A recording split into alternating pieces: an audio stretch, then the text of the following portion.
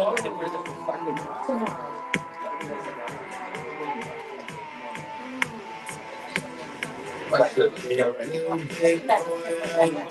it till night, 2 a.m. summer night. I don't care, handle it, driving to come do my thing.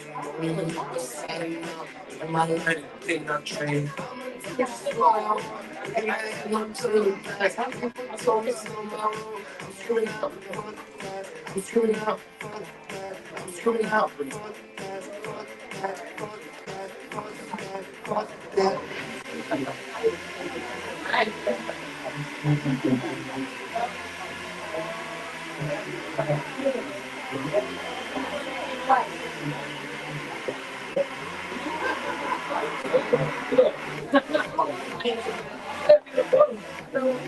Good. All the people is on tonight, huh? They won't do it, huh? Yeah, all the time. How you doing? No, dreaming.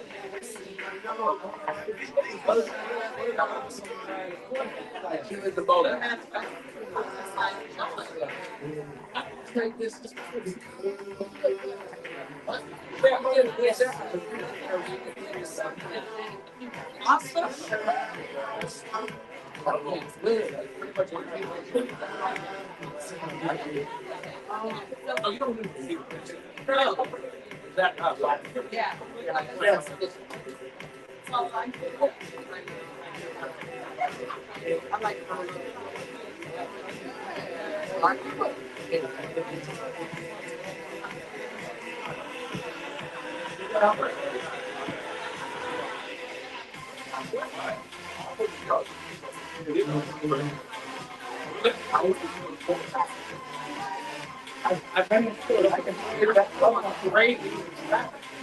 How bad is that? What the hell? You see the same thing. Like everybody's fighting. You know right. Oh, it's right there. Right there. And there's not enough road. You have like outer place. Everyone last year. No.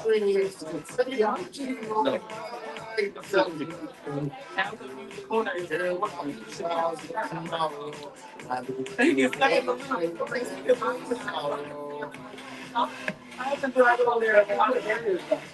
Yes, like that. Now people run over it. You drive that way. Oh, yeah.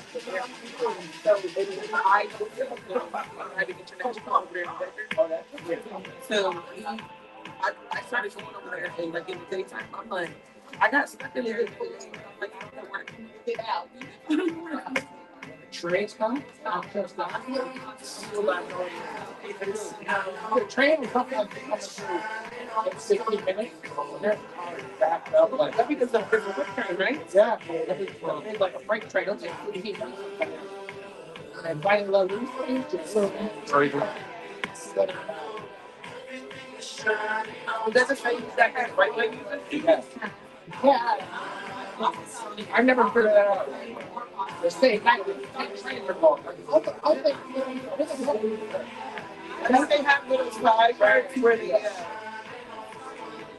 where's like a lot of trains coming. This is a lot of time. We started. We live in. This is what's right. We move back quick. It was so quiet. Now it's like official quarter all day. I mean, they still got when it's not near you.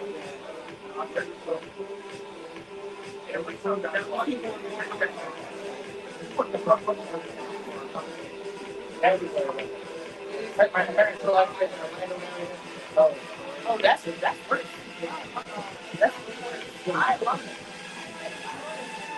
Oh, great. Are you gonna cook? You can cook everything? Yeah. Yeah. Correct the chef. She's happy, bro. So thank you.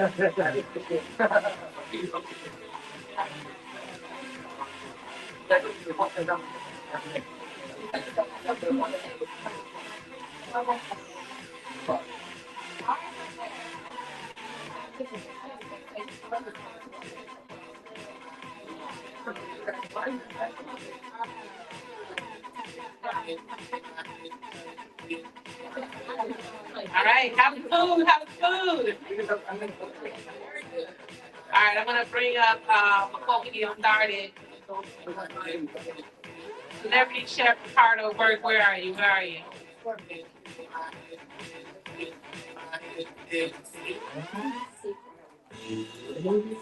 You know, a lot of girls be making my songs about them.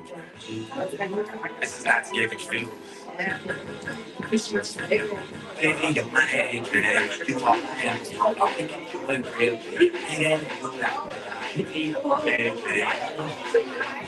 This way,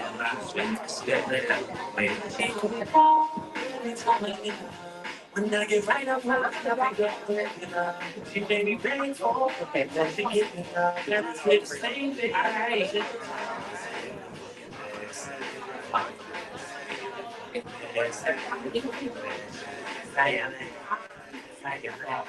Okay, are we ready? Oh man, that don't sound like y'all ready. Are we ready? I know y'all eating out this real good food, real good food. I want to introduce real quick celebrity chef Ricardo Burke, who blessed us with his presence all the way from Broward County. Come up, say a few words, tell them about what you do and how you can help them with their next event. I can do a lot more than that. Thank you, everyone. It's a blessing to see my black people here. Yeah, no fighting, just love it. I love that. And a diverse crowd, I love that. Yeah. Anyway, my name is Ricardo. As you have said, I do French, Italian, Jamaican, Asian, Mexican, name it. I'm a full chef. Don't label me as a Jamaican chef. No, no. I can do ice carving. I can do food carving, name it. I do from weddings, private parties, romantic parties. I do from two people. Wait, what are romantic parties? The villages. What I do sometimes, I if it's like a bachelorette party, I decorate ladies and as a human dessert buffet. So Let's just have a party just to have it. yeah, so and I do pastry, I do custom made cakes. All right, anything you want the cake to look like, I'll put it in. What's the wicked? Either is Mariette, Bradleyville, Secret, and Rio, and Sandals. And in my career in Jamaica, I only been fired once. The person that fired me hired me when he went to a different company. So, but thank you guys. You guys enjoy and enjoy your night. Thank you. All right, I just want to make sure we highlight our chef. Give a shout out to our photographer extraordinaire. We know him as Deep Swab. We just had a whole joke about what's his number name. Nobody knows. Do you want to just say a quick word to everybody? I definitely appreciate it. I do a lot more than just events, like weddings. I do corporate headshots. Some of everything, the destination trips for the girls, trip for a wedding. I do it all. I try to make it work. And me and Ann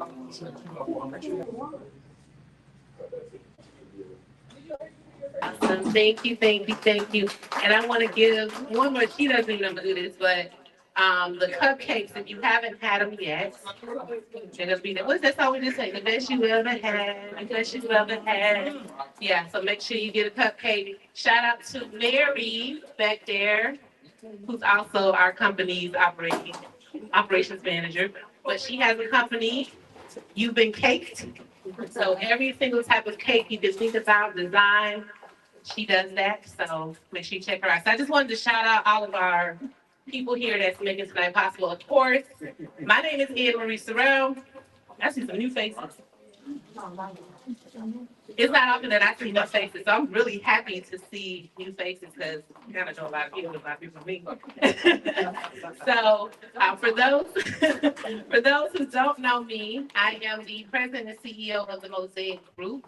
We are a marketing, advertising, and PR agency. This is our corporate office. You would not know that this is a corporate office because how it looks tonight. And then also do is our co-working space, Mosaic Co-work, which is one of two locations. We have another location in Fort Lauderdale, and then our location here in West Palm. So we do a lot of networking events, business events here. But I am also the author of Chronicles of a Serial Dater. Mm-hmm. It's juicy, yeah. Which is the good, bad, funny, hot, and steamy of dating and relationships. They're all true stories that's in with the tips for the ladies and the tips for the fellas. Yeah. And I do have copies here. All I did was change the names to protect the not so innocent. So you can definitely get a copy. But this idea of the Dating Chronicles actually was created right before the pandemic. I was doing a book tour, had been to Essence 2 times, featured author, sold out, all the good things on different shows, featured in newspapers. And I was like, man, what if I host a podcast that's live with a live audience and we can all talk about dating, relationships, marriage, all the things, sex, things that we'd be like, ooh, we don't want to know about. And I was already doing like an online like pajama juice jam where I was in my bed talking about sex and stuff, and folks was like, "Oh my God, what?" So we planned all of this to make it live. Had done some, pre-recordings, and then COVID happened, and then life happened, and I was like, "Oh man." And so I was watching The Polygamist. Who watched The Polygamist? Show of hands. Okay. Oh my God. Let me tell you, I was delivered from not doing this after watching The Polygamist. I was like, well, I gotta talk about this. Somebody else need to talk about this with me. And so that's how I decided to reboot the Dating Chronicles, which didn't launch. So tonight, you're a part of the official launch that was supposed to happen over 5 years ago. So let's give yourself a round of applause. And I want to thank you for coming and supporting the launch of the Dating Chronicles. It doesn't matter if you're single, married, dating, divorced, looking, situationship, polyamory, whatever. Whatever it is that you're involved in, I'm happy you're here because we can all relate to these discussions, right? Some of you might be a little more experienced than others. Some of you might have gone through some life-changing situations. Some of you might just be like, ooh, glad I didn't deal with that, right? So we all can relate to something to one another when it comes to dating, relationships, marriage, and all the things of matters of the heart.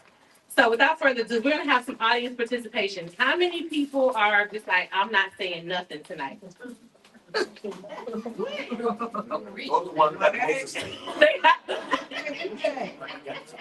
All right, well, we're going to change that. So just because you raised your hand. So we do want audience participation. So what I want to do is, for a show of hands, how many of you are single? Single? Okay, all right. Okay, quite a few. Dating? How many of you are dating? Okay, okay. Now this one, some of y'all might be a little shy to admit to. How many of y'all in a situationship? Okay. All right. We got a couple of, and for those who don't know what a situationship is, it's not quite a relationship. It's not quite, it's problems. Yeah, it's trouble. So what she got to do? It's complicated. It's complicated. So many of you are in the it's complicated, or you might be in an entanglement. You remember that word? Yeah, it might be an entanglement, all right? And then how many of you are happily married? You were. You missed something. No. You missed something. Forever committed, not married relationship. Oh, you might be in a forever committed, not. Okay, how many of you were in Oprah and Stedman relationships?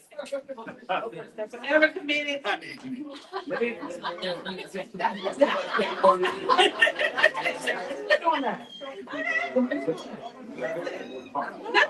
wrong. Forever committed. Now the last question is, how many of you, because this is what's happening on social media for I'm reading, how many of you are like, I don't want no parts of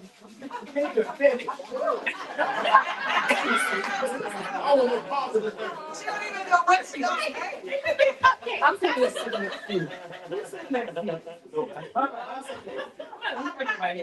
You're like, I don't want any parts of the opposite or same sex. Nobody? Okay, all right, good. We got the divorced people. Oh my gosh, why? You can never be single again once you've been divorced. Oh, okay.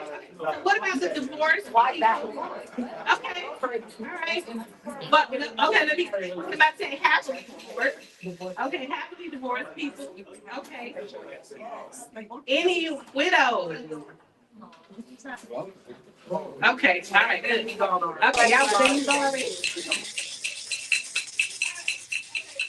Making a lot of noise. Oh, keep going.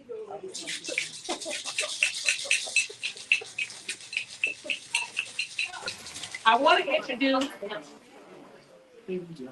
introduce my good friend and our other speaker. She's on the way. She got me called in to work. She's a doctor, so doctors are called in sometimes, but she's on her way. So in the meantime, we'll introduce my good friend, my ride or die. The girl who be, she could be in all different types of places and spaces. Right? She's a hostess with the mostest. She's an author. And she is now also Dr. Willa Augustine. Many of us know her as Pumpkin Spice. Come on, Pumpkin.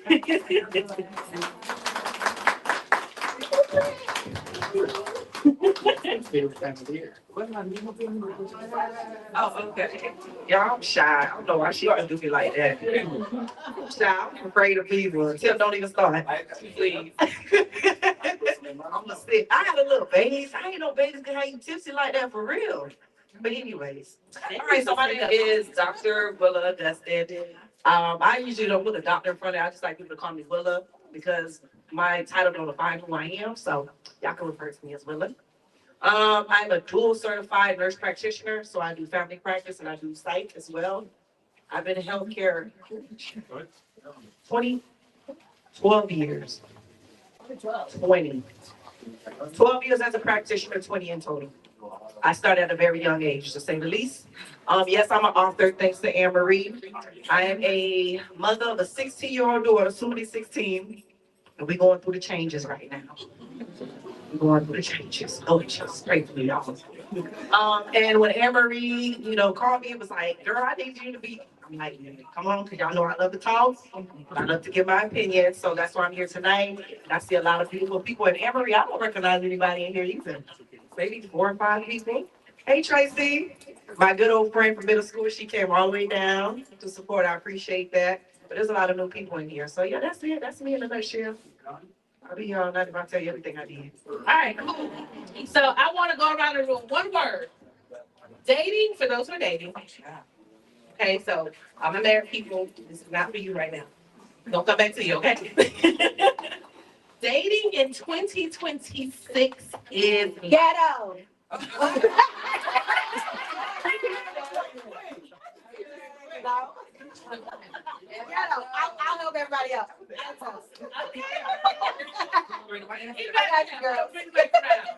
All right, so now you gotta explain ghetto. What? Why What is is it ghetto? ghetto? I don't know. I didn't know that. You're right, I should have called out. God, leave that episode, but ghetto because it's too complicated. Everybody trying to be in a situationship. Everybody has their own expectation. Everybody has their own intentional reason why they're dating. And finding alignment is not quite the easiest thing. So it's ghetto because you got to go through the trash to figure out diamond in the rough because you know they're out there. It's not everybody, but it's tough in 2026 with all the influence on social media. So it's not like everybody's on the same page. Everybody's in different pages, and so it's just being able to be patient and have enough grace for yourself and that other person to be able to stick it through and say, you know what, let me layer, like let's get down the layer of what you're showing on the surface. So it's quite ghetto because we got a lot going on. We trying to make a lot of things happen. Oh, y'all bags, that shit, all that. I don't know. See, spin that. You see what I'm saying? So guys don't trust women trying, and it's like not all of us are the same. So and the culture is changing rapidly from the '90s that I thoroughly enjoy. So I know I was going there, but still, It's a competition. I like the poetic justice. It's a little slow, but It's a competition.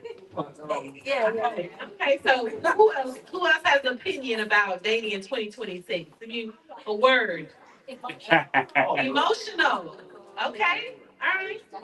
Emotional. I really think in 2026 a lot of people are broken with their past relationship and the trust level is so hard. You've got to work 10 times harder to get to that person just for them to at least even see you. Just imagine to accept you because they have been through a lot. It takes a lot of healing. I can speak to that because I had trust issues myself. Hey now. Accountability.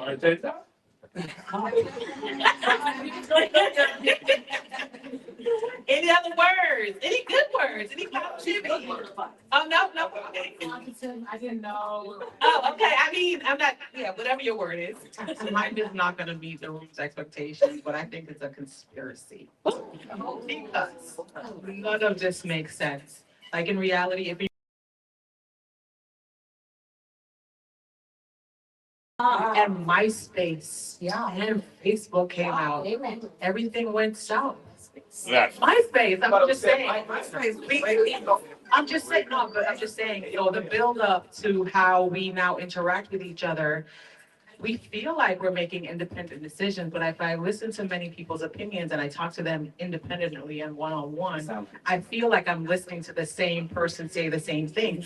I got married in 2006, and that wasn't like that long ago if you really think about it. And no one felt like their man needed to buy them a Gucci bag before they had a serious date, right? So like I feel like I'm hearing the same thing over and over with a manufactured idea of what relationship should be. And I feel like it's all to make us divided, and that's just my opinion.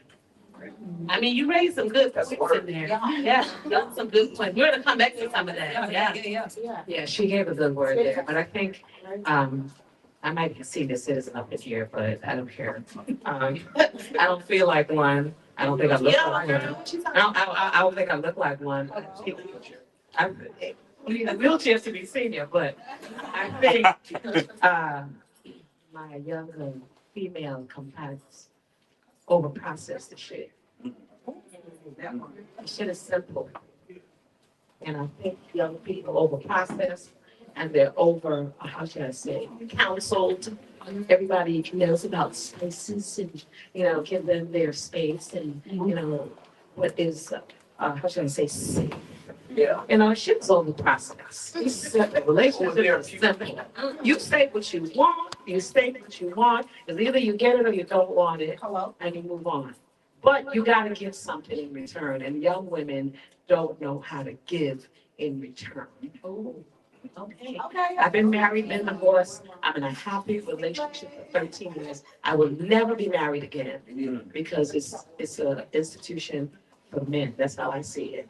But I'm not leaving my man for nobody. I love my man. He wants to marry me. I don't want to get married.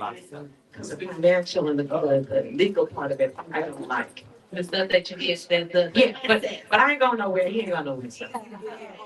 That's right. You can tell we I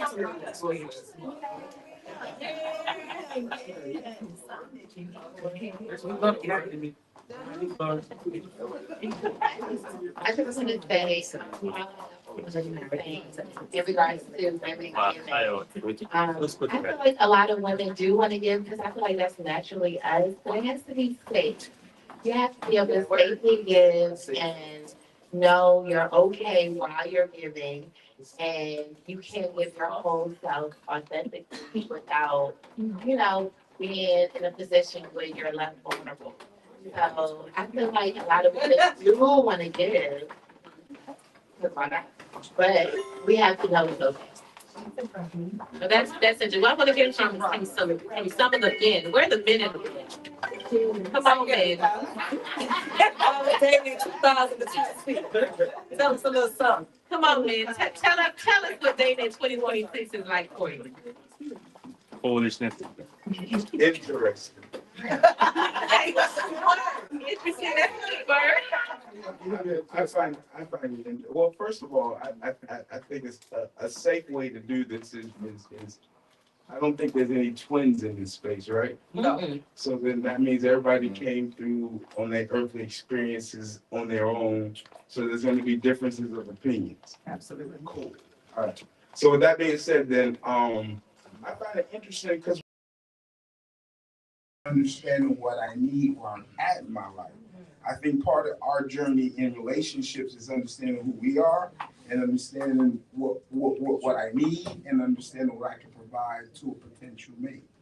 And I find that interesting. Okay. Nice word of choice. Anyone else? Okay, Chef. Chef. And then I'll come to you next. Okay. Good evening again. What I think about dating in 2026 is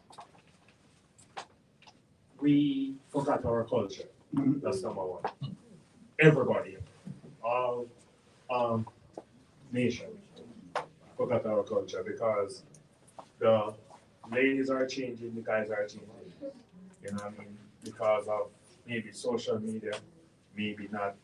We as 90s babies and 70s babies are training our kids, our offspring different way how to live. We not follow the grandmother way of coming up and understand where we're coming from with our tradition. Everything is gone.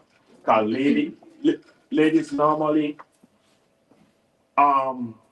work to please our man. That's right. You know what I mean? And man normally go there to provide and feel appreciated. So dating in 2026, we forgot everything is blank. Blank. Like they don't even know what they're doing. They don't even know their purpose. So it's like a blind leading the blind out here. Yeah, yeah. Oh. So the little that leave, we're overpowered from what we're getting.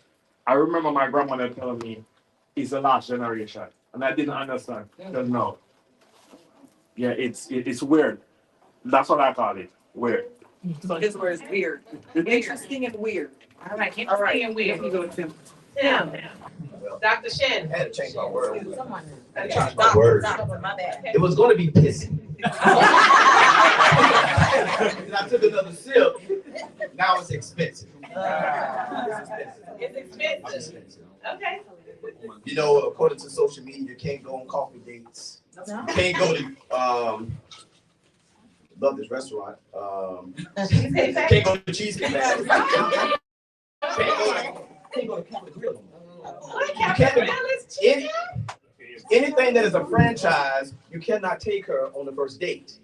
It must be a private jet, helicopter ride. They want to go to Dubai. Find out what they're doing in Dubai. They want to go somewhere that is so exclusive that you have rented out the whole entire Mr. Child for them. To sit there and watch them take pictures of food and not having a conversation with you. I said, thank you for a lovely evening. Good night. I'll take an Uber home that you gonna pay for. So it's expensive. Marriage is more expensive, but dating today is expensive if you are a serial dater. Oh yeah, marriage is more expensive. Trust me, I know. Anybody in here serial dater? Oh, we gonna serial dater. You wanna say something? Hi, everybody. So I would like to say that I feel like my word is entitled.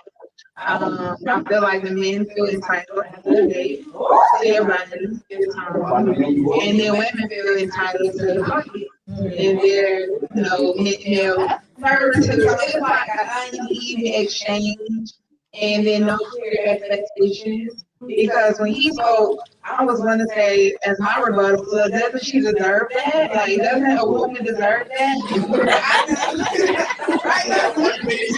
all depends because there was some women feel entitled, right? Based off of the fact that I'm beautiful and I have this one and I'm doing this and this is how I feel about myself. And I should be, I want to go these places because I know for me, we take ourselves a cheesecake for happy hour or maybe dinner. We go to know when we want to get you, and we don't love ourselves. And I think it's a disconnect and it's a discrepancy, if you will, for men because I don't know. I think it depends on men, but I do still think, regardless, men still that ping pong, that that body or that time, and they want to even try it. So that's what my little rebuttal was, and that's my word. If I spend rent money, I next time.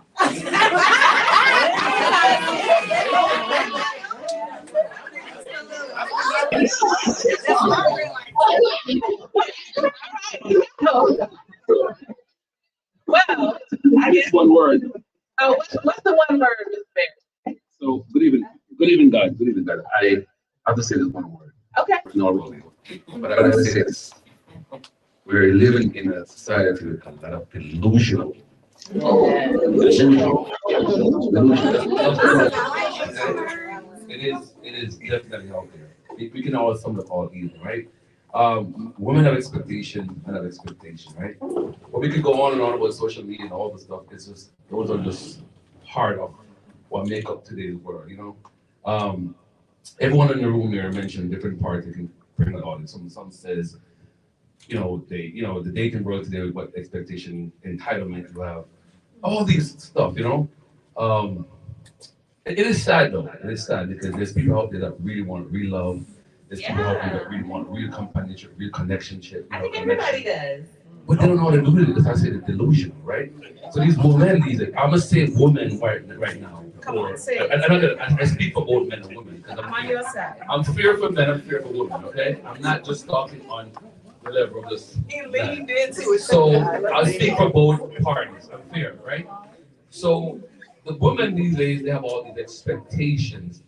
Like you just said, you're pretty, Dubai, and all this stuff that they want. And the truth about it is this: a man really don't care about giving you the world if you deserve it. You know what I mean? But then what your level of deserving is fancy, putting on, wearing Gucci, looking good, and the body and sex. That's not all for us.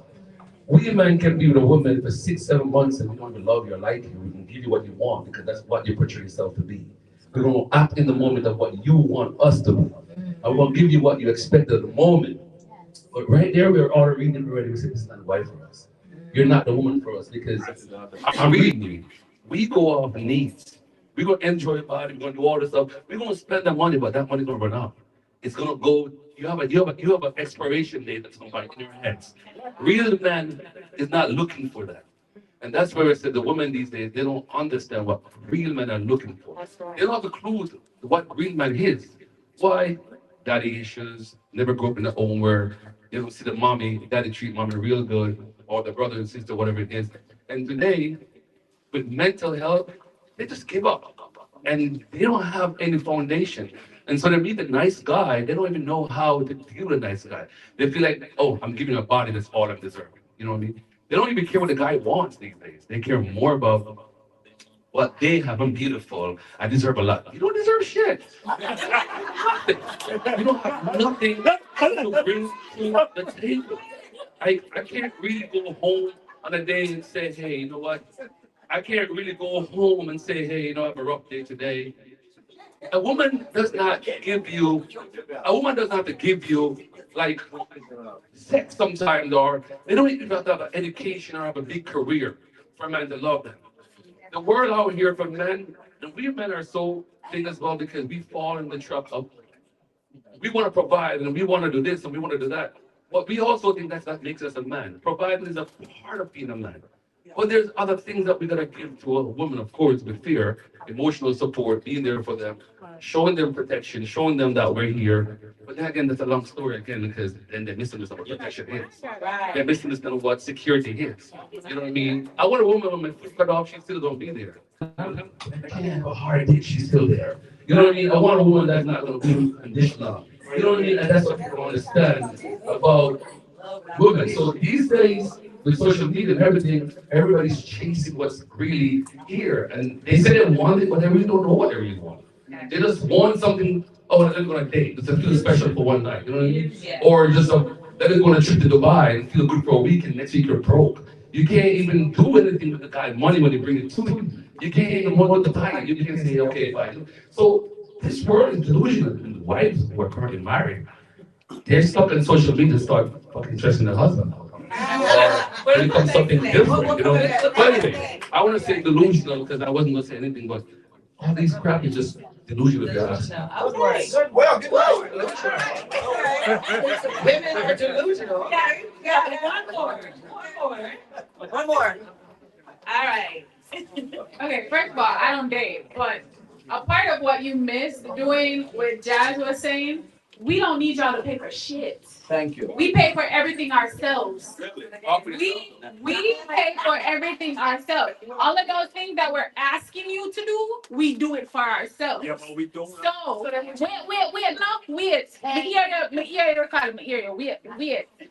thing is, I'm talking for the younger people in here. You're older. We're not looking to date you. I'm sorry. Hold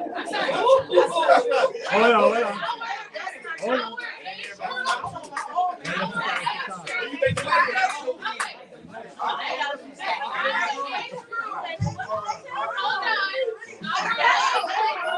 not doing the things that you just described and Yes, they are. They're not. Yes, that's not true. You don't. No, you don't go it as much. Wait. Jazz, hold on. Jazz. The men our age, are they paying for shit? No, They trying to pay rent? absolutely not. They trying to take shopping? No. They trying to go to fancy restaurants? What age you talking about? This is the 25 to 30. That is the 35. This is the reason why we create this system where females nowadays, you hear what you just said. Don't want to pay for shit, don't want to do shit. So then guess what? You gotta act like you're the second partner because they still in need. So the daddy is paying for shit. The boyfriend is fucking. Right. Yeah. Yeah, but Well, there's so many, there's two, well, y'all just open a whole can of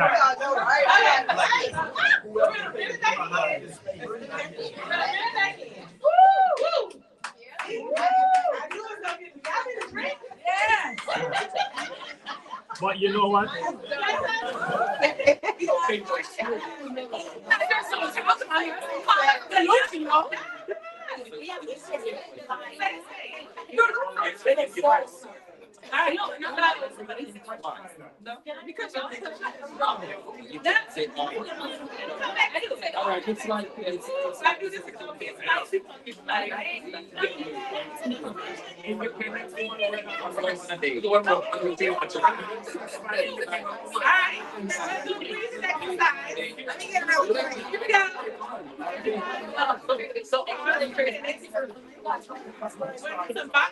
So listen, you but sometimes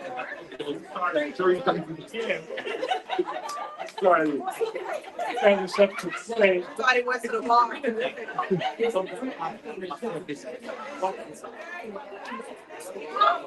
A lot of people. Hey, I'm telling you.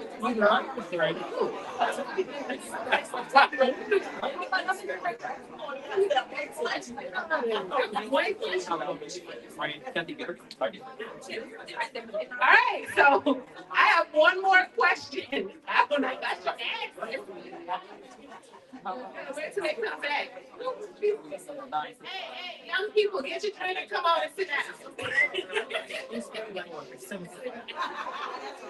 Like take your hands for the drink. All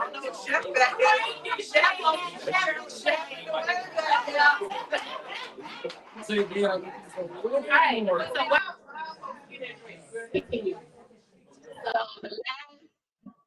Question of this segment. Red flag, green flag. Red flag, green flags. I want you to think for a moment. What's a green flag? Green flag is the good thing, the go. Like, oh my God, this is my person. Oh my God, I never thought I'd meet this person in my life. That is the green flag. Red flag be like, I don't know, can I overlook this? Oh, but he fine. Oh, but she cute. But it was a good one night. Oh, okay. So red flag, green flags. Who was it? Sorry. Yeah. Yeah. Dwayne.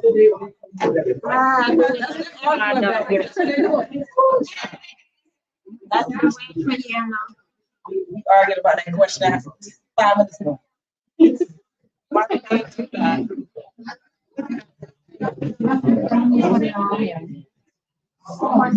Delusional.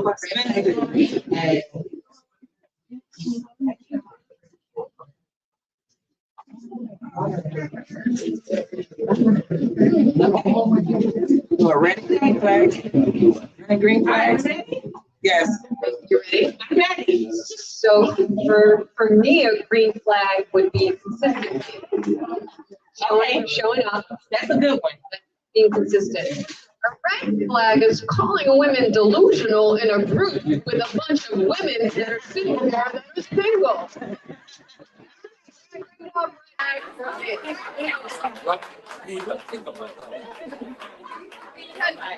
can say this from you that you're delusional, you're calling women delusional. So if you're gonna leave with that maybe the energy that you put out, which you sometimes, not always, but if you put out that negative energy, you're definitely gonna get that back.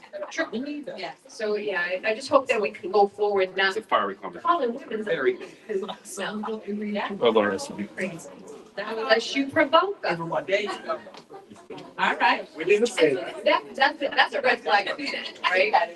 Being provoked, triggered, all of those things. And so that's sort of getting to know somebody.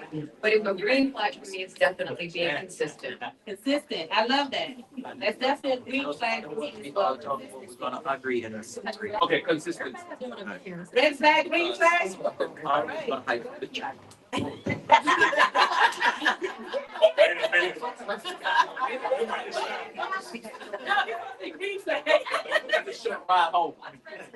Red flag for me is cheapy man.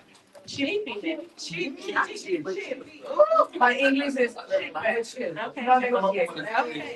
Green flag for me is one man respectfully with the parents, with the mom and the father.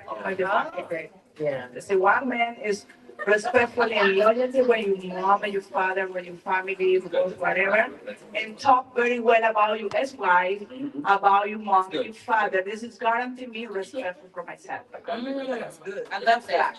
Yeah, he is my wife. I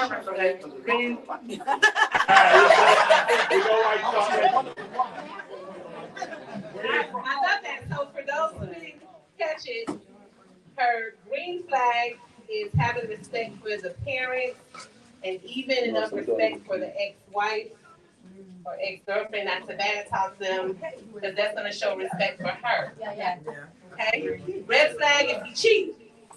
Right? Don't cheat. Yeah, I would like to say another thing that comes up is the discord, because I feel like if that was one of the young Black women in the room saying a cheat man is a red flag, y'all would have been in the corner like, oh, but y'all was over there agreeing with her the whole time. And I really would have loved for somebody else to say cheat, because I fully agree cheat is a red flag. But I know the men in the room, but it has something to say if it was a black woman that said that. So let me.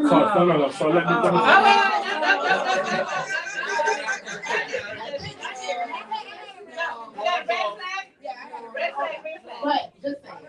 My red flag, well, my green flag, I should start there. My green flag is, I have 3 C's, but my biggest C is communication, consideration. Okay. I'm a little lit there. I can't But the biggest thing is consideration. As the oldest child, as the oldest girl, I just always want to be considered in all things. So I feel like a man that considers you is a man that loves you. So, or anybody. And yeah, that's So consideration, communication, and consistency. 3 C's. Y'all heard that? I like that. I like those. That's good. Thank you. I'm an Aries. Yeah. And then, With the environment. I just had a red flag. Okay, all right. I got red flag. Red flag? Take it to. I have to feel safe in my man's presence. Ooh, safety. I gotta feel safe. If a situation comes up and you don't know to protect me in that situation, I think that's like a major red flag. But sometimes men look at women like, well, you just causing some trouble, you just started some shit, and I'm not gonna get in that shit. Or, you know, they side the male partner, the male person over your side. You only see the male perspective. When a man does that, that's a major red flag. What else you got going on where you can't see that I need to be protected from you? So that's a major red flag. And the other one is the cheap man. Green flag, family. If he loves his family and you love your family, it will make for an easy relationship. Yeah. Most of the time. I love that. Any other green flags, red flags? Okay, one right here. Situation. Green flag for me is security. Security, okay. Red flag. Any particular type of security? All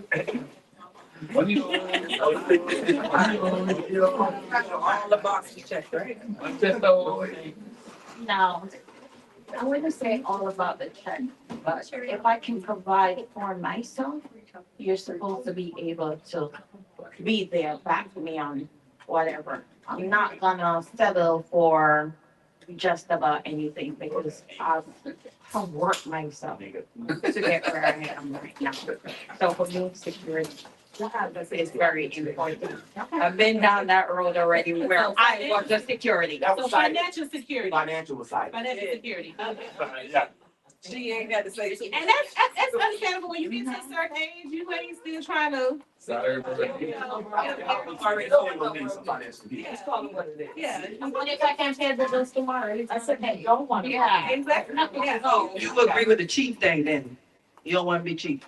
I wouldn't say, I wouldn't say so, because again, you could be cheap, but ambition is the difference. I know that, because as long as a person willing to work hard to get there with me. Is cheap the same as frugal? Yeah. Cheap is the same.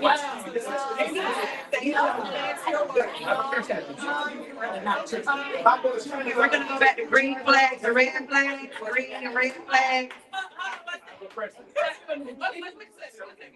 Because I want to from a married person, from a married person, I want to understand frugal or cheap. Okay, from a married person's point of view, I absolutely think that my frugal husband is a green flag, baby, because he gonna get us everything we need, everything we want for the right price. Exactly. And we gonna always have a little extra at the end of the day. It doesn't matter what. So here's the thing. I can tell my husband I want anything. And if he can find it at a price that he feels is reasonable, and he doesn't feel like he's at a loss after he's gotten it, he will get it. Why is that a problem? Yeah. If he says, baby, not today, then guess what? It's not today. It's not today. So let me tell you. That is it. So let me tell you something. So here's the thing.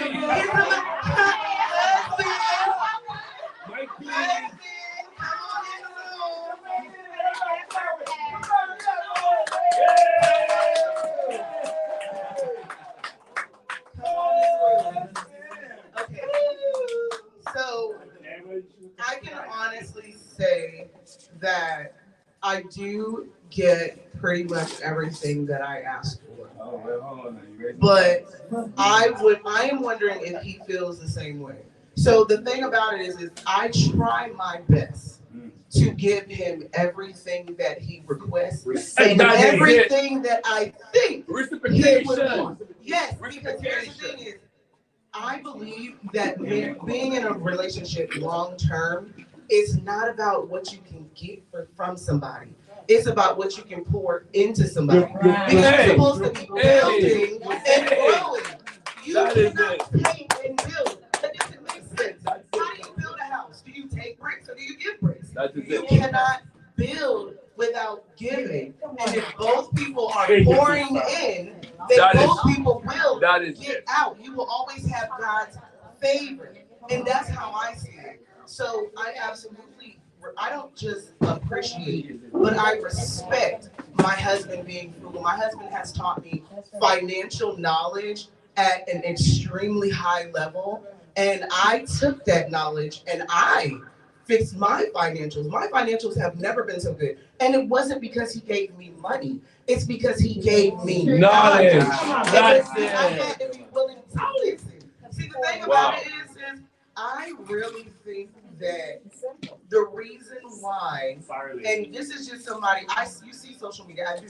I see it, and I send my husband videos, I'll be like, hey, look at this, look at this. But, and you know what, and I completely understand how it can be offensive to hear men say that women are delusional. But let's be honest, ladies, how many times have you watched a video of a woman, you'd be like, sis, no.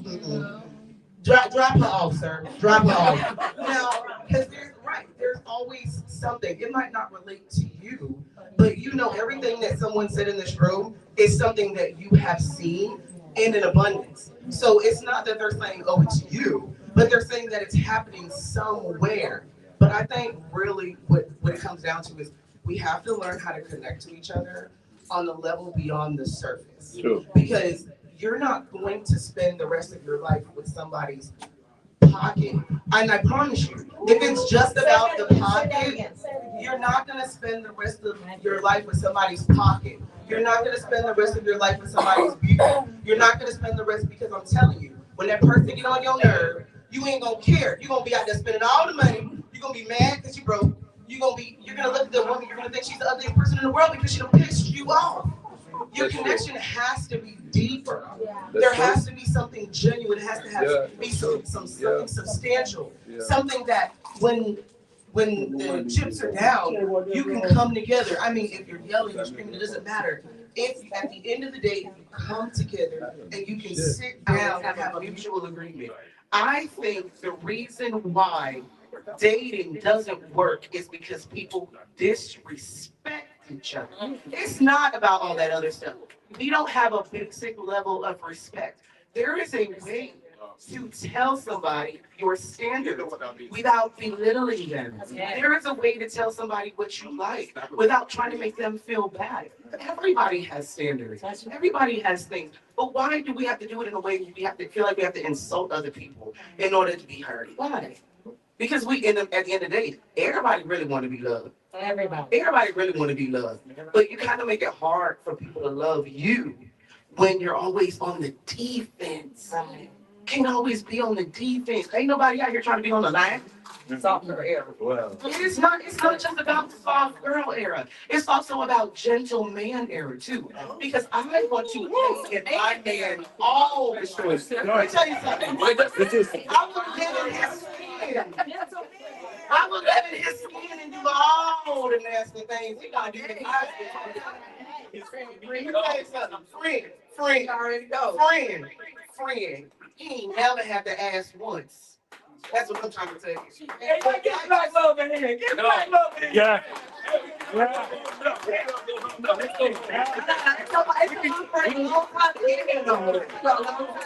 to get a right man to get her there. She ain't lying.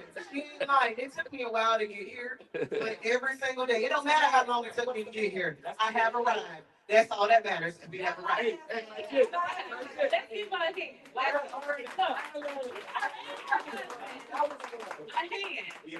What did you call that? Gentle man? Yeah. I love that. I love that. Gentleman era. Because you know, men want the same thing we want. Love. Right? Respect. And respect. And oh Lord, peace. We are explicit right now. Right? No, we create peace. Yeah, You create peace. You Right. create peace. Exactly. So you just did a whole sermon. I don't even know where you're going. How to hear emotional intelligence. Tell them about it. Tell them some of the green flags. Dr. Willis, share with some of the green flags that we should be looking for. We're just talking about that. Yeah. For me, like my friend back in the back, we done been through some things, especially when it comes to men. I am also divorced, but I'm outside. Y'all just spend that bag. Nobody ever spent a bag on me. I've been spending my own bag, so I need somebody to spend a bag. Dwayne? No. I'm just joking. So, real brief. My green flag for me is accountability. A man showing up and being who he truly is and not pretending to be someone else just to get me.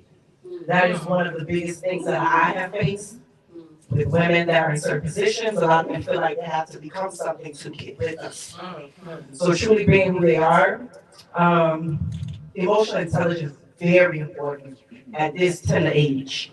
If a man cannot have a conversation without going off the deep end, that's a problem. It's a big problem for me. Dwayne, when he was over here talking delusion, he went to lean and throw the bag. Hold up, sir. The little red flags over there. So delusion for me is a red flag too. Gentleman. I need a gentleman era. No, I like a man that is very attentive, paying attention to my needs, but without me telling you something is wrong with me, you already know something's wrong with me. I love flowers. I like notes on my windshield. And I actually have somebody that's been doing that, but I don't know, I'm still trying to figure them out because I think, like I said, I think people do things because they think that's what you want instead of becoming, showing up like a shoe. Appreciate that, yeah. We love that. So give me that. Give me the mic. How many men know how to write? All right, so It's like the camera. I need to see the camera. Ann Marie. On me. You got a person. She put the hands up. How many men still write love letters, love notes? No, I know you do. Hey. You know you do. Okay. Oh, that's good. Two minutes. Oh, no. You did that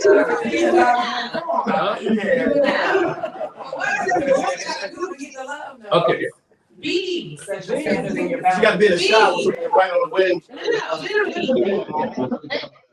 B. But is it not in the man? You said something right there. You do the no? No, well, I was just thinking.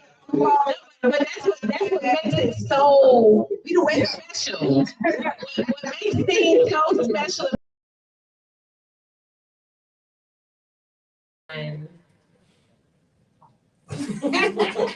So looking back, I was like, he put a nice little envelope, and it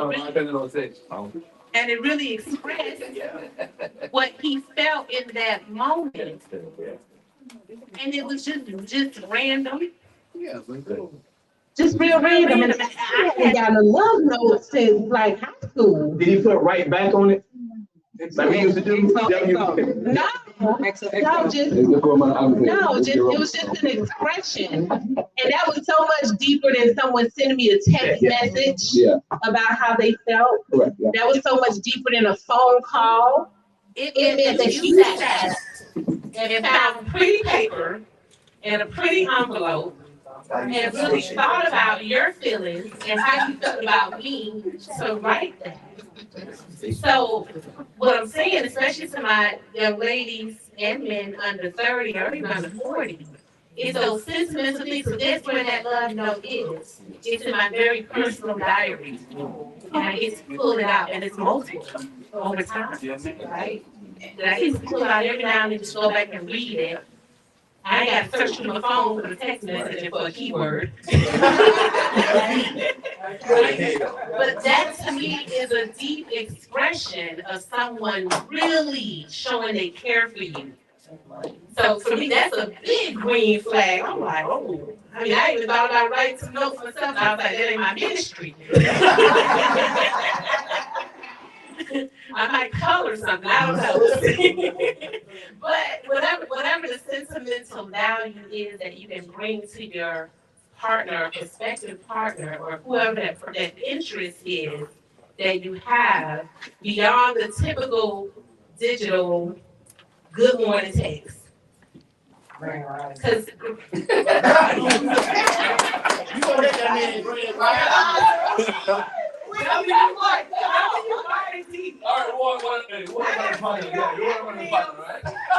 If you know, you know. It's because they can't read or spell. I can't read spell. Red flag. No matter what it text, you respond to it. So it don't matter. We ain't got to go back and write it. You respond to it. I ain't doing nothing. Let me get my phone. I know we was waiting for a gentleman representative, so I thought to myself, well, somebody gotta fill this space. Hold on. Before I start my last comment, I do want to emphasize this again. There's no twins in the house, right? No, yeah. So everybody's an individual, so we're gonna let everybody love and grow in their individual space. Yeah. All right, cool. With that being said, cool. Now, ladies, listen to me. And I don't know it all, so in my space, I don't know it all either. Okay. We gotta understand, ladies and men, we gotta understand each other's love language. How you love and how you want to be loved. Because we could be missing out on some good men, but y'all wait for them to leave notes on you. That's true.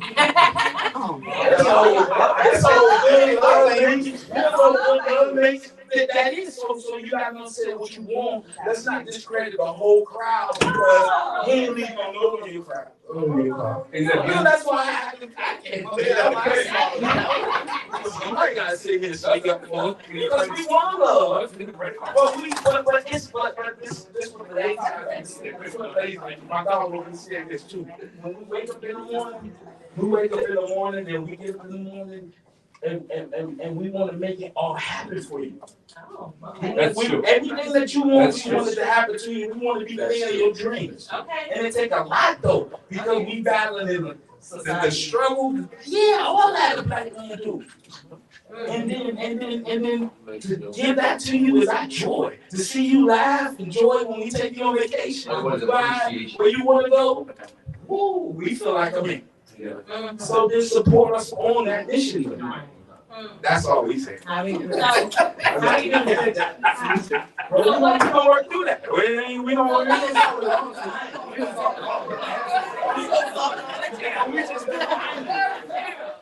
I feel like I heard from the women on red flags and green flags. I didn't hear from any men about red flags and green flags. Yes. Red flag smoking. Oh, okay, yeah, that's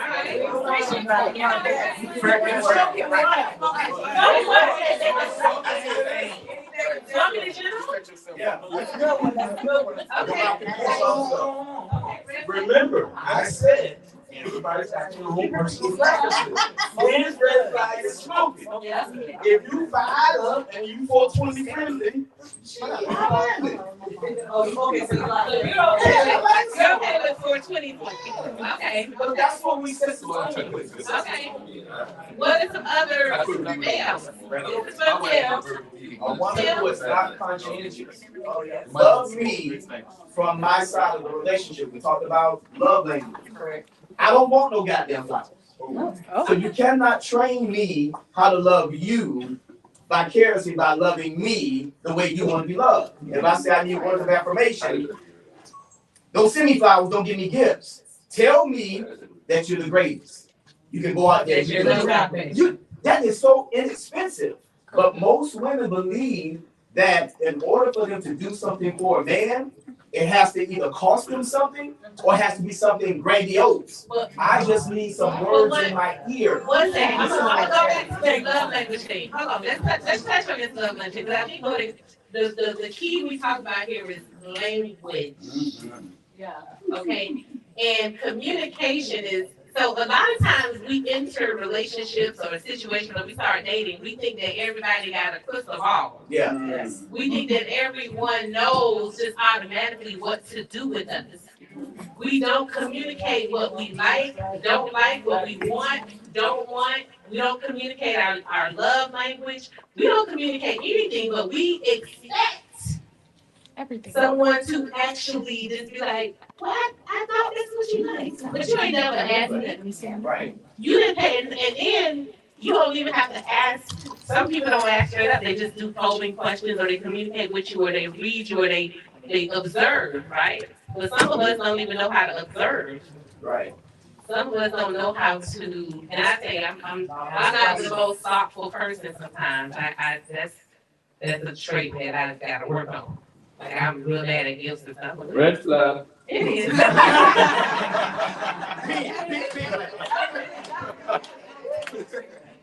mean, but I'm gonna figure it out. But what I'm saying is, I may not be thinking 10 steps ahead on a gift or something sentimental or whatever it is. But if I know that you like affirmations or whatever it is, then I'm like, tell me, help me out. And I think a lot of times we don't tell anyone. We just like, oh, he's supposed to do whatever. Yeah, or she's supposed to, you know. So I think you made a point about love language, but what is that? And it's not universal. It might not be one thing. I like all of the 5 love languages. Everybody know what 5 love languages are? You know, acts of service, gifts, words of affirmation, quality time, physical touch or affection, right? Yeah, I like all of it.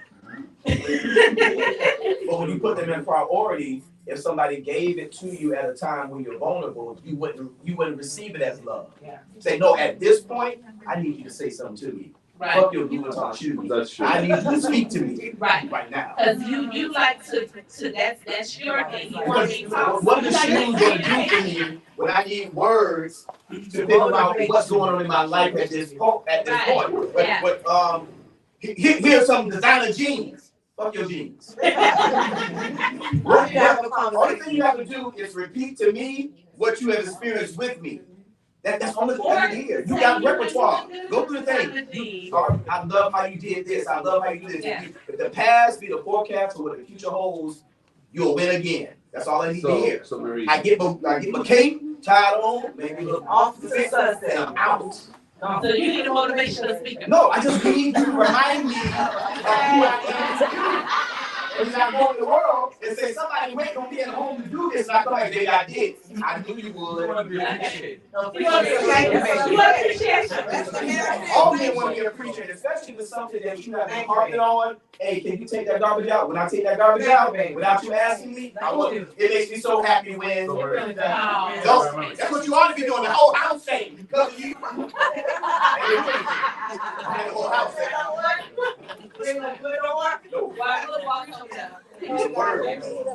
Hi guys. Not long with it. Listen. I choose some topics on it. So let me say this, guys. I feel recorded up here. Anyway, let me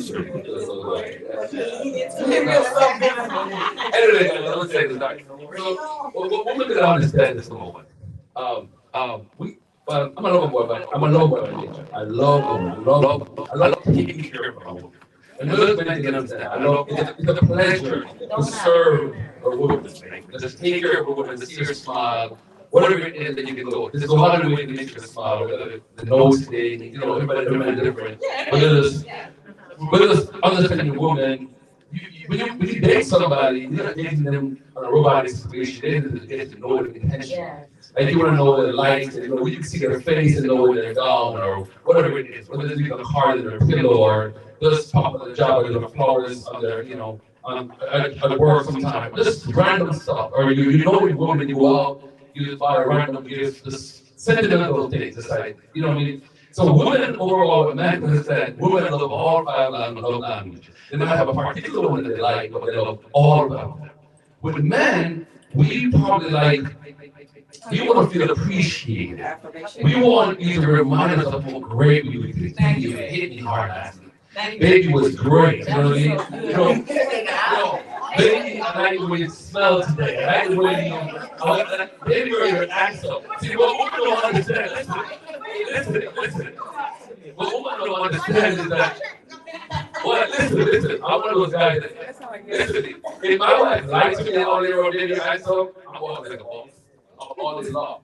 You know what I mean? They have a secret that we don't know that. You know what I mean? My point is that, like he said, affirmation is one of the biggest things for men. They want to feel appreciated. All the things you want, you can have it. Like my young lady in the back says that, whatever it is. You said it all tonight. You're too different from your wife. You said it. You hit the nails on all the things. The husband is doing all the things, you know, because he wants to make you happy because you're important to him. You know what I mean? So you don't know behind doors that the sacrifice he has to make. All the sacrifices he'll make, the choice that he doesn't want to make, you know what I mean? So when it comes to the sacrifices to make, you just want to see you happy. You just enjoy it. You just get it, but you don't know what he has to do. See, a woman that want to build a man think about finances. We're working together, we're living together, we're paying mortgage. I'm not a fucking broke the bank to buy a Louis Vuitton because it'll make her happy this month. But a woman will wait over a period of time because he knows your heart will give it to him. A woman's not going to make you do stuff and then worry about it tomorrow morning. You know what I mean? Most men will broke the bank to continue to please a woman. That's not leadership for a man. That's not setting the right path financially. You know what I mean? Because we're going to build with a woman going to build with us and know everything else. You know what I mean? If you're just out there to just get bags and drive cars and the man is poor, roughing up because he loves you and he's happy, you're going to give it the whole future. You're not going to have nothing. You know what I mean? But overall, that's something like Ann Marie said. Listen, men are lovers the same way. But men give to women who really give them small ways. Tell them night, good morning, baby, how you doing this morning? Check up on them the same way. You know, I'm sure you serve your husband in ways that money can't buy. So he'll give you his heart, it has nothing to do. He goes outside and sees a beautiful feeling, you like Cinderella, you want to come home to you. Like, fuck that, I'm going with the wife. Because I'm not going to just give up my home for somebody just because they look good and all this temptation. There's more to it than men. You know what I mean? There's more to it. So women, you gotta put yourself in places not just to receive, but to give. And these days, women have this entitlement issue of what they want. And they're missing out, and they don't get no love. Are they just born from men to men? They don't understand the reason why, because they themselves not ready for what a real relationship is all about. That's my take on it. You know what I mean?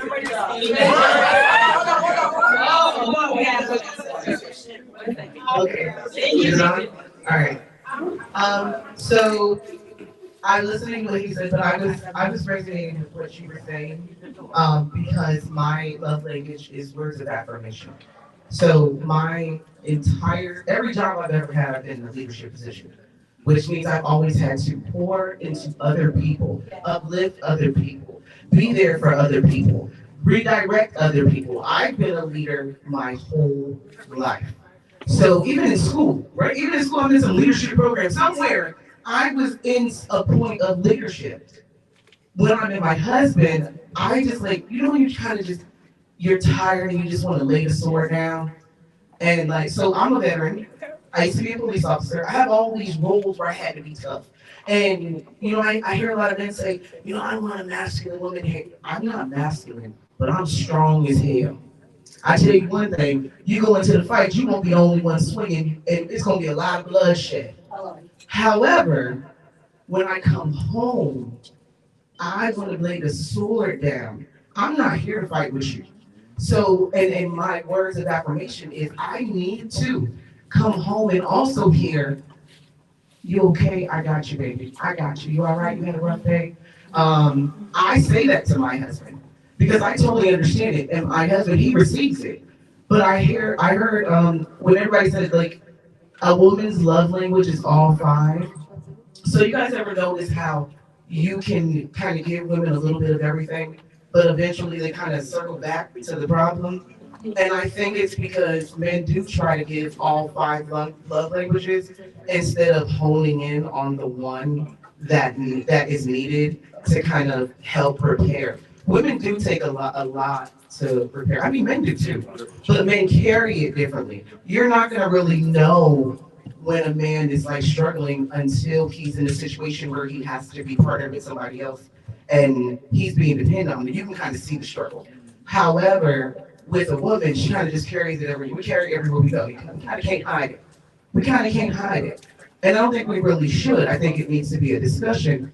But I think what's happening is we're waiting until we're too far gone to start talking about what's wrong. And I think we both do it. Men do it, women do it.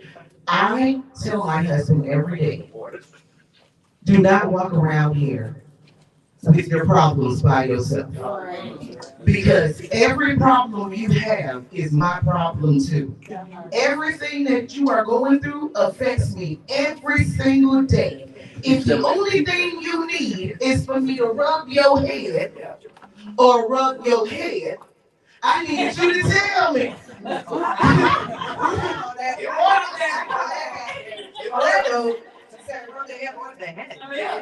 I'm just saying, it's true. Like I need However the blood flows.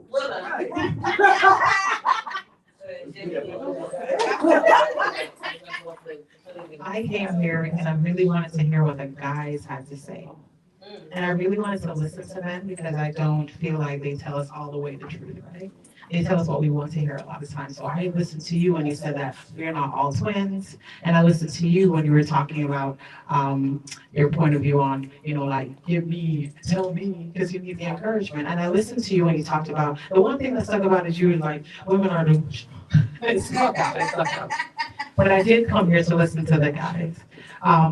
We are, as women, we're not twins, right? So when you hear the ladies saying that they don't enjoy cheap men, I've never dated a cheap guy personally, right? I don't have that experience. It's just my personal experience. We're not all twins. I've never had the issue of having a guy blow a bag up. I've not had that experience. It's just not my personal experience because I date differently. I just attract a different sort of guy. But the experience I have is the guys that can afford to do it have many options. And here I am, being great and being my straight A student perfect self and trying to show up and be there for them. But because they have many options, I'm sitting around waiting for my turn. And then he's got many options. So he's rotating all of us. And it's not like guys are these great people that we've never had issues with because everyone's like, oh, we need to listen to the brothers. But the brothers give us problems sometimes, right? I was in a marriage and I know what that's like when even in your marriage, they're dating. Okay? So all I'm saying is that even when you are doing what you need to do as a woman, be there and show up. You're sitting and you're being strung along because you're being given everything that you want, that even just quality time matters at that point. So let's not all act like women are delusional asking for, I would give anything to have a person that actually just wants to be with just me than for the bag, you know what I mean? All right. Ooh, that's gonna take us over. Gerald, and that's gonna take us into the polygamist because that leads us into somebody wanting everybody. I'm glad you're gonna let me wrap this up. One, Ann Marie, I love this young lady right here. I've known her since I was a young ghetto youth, and we moved to Palm Beach County around the same time. And we've grown up and we've seen each other grow our careers and be the people that we are today. I say that and I'll say this one more time.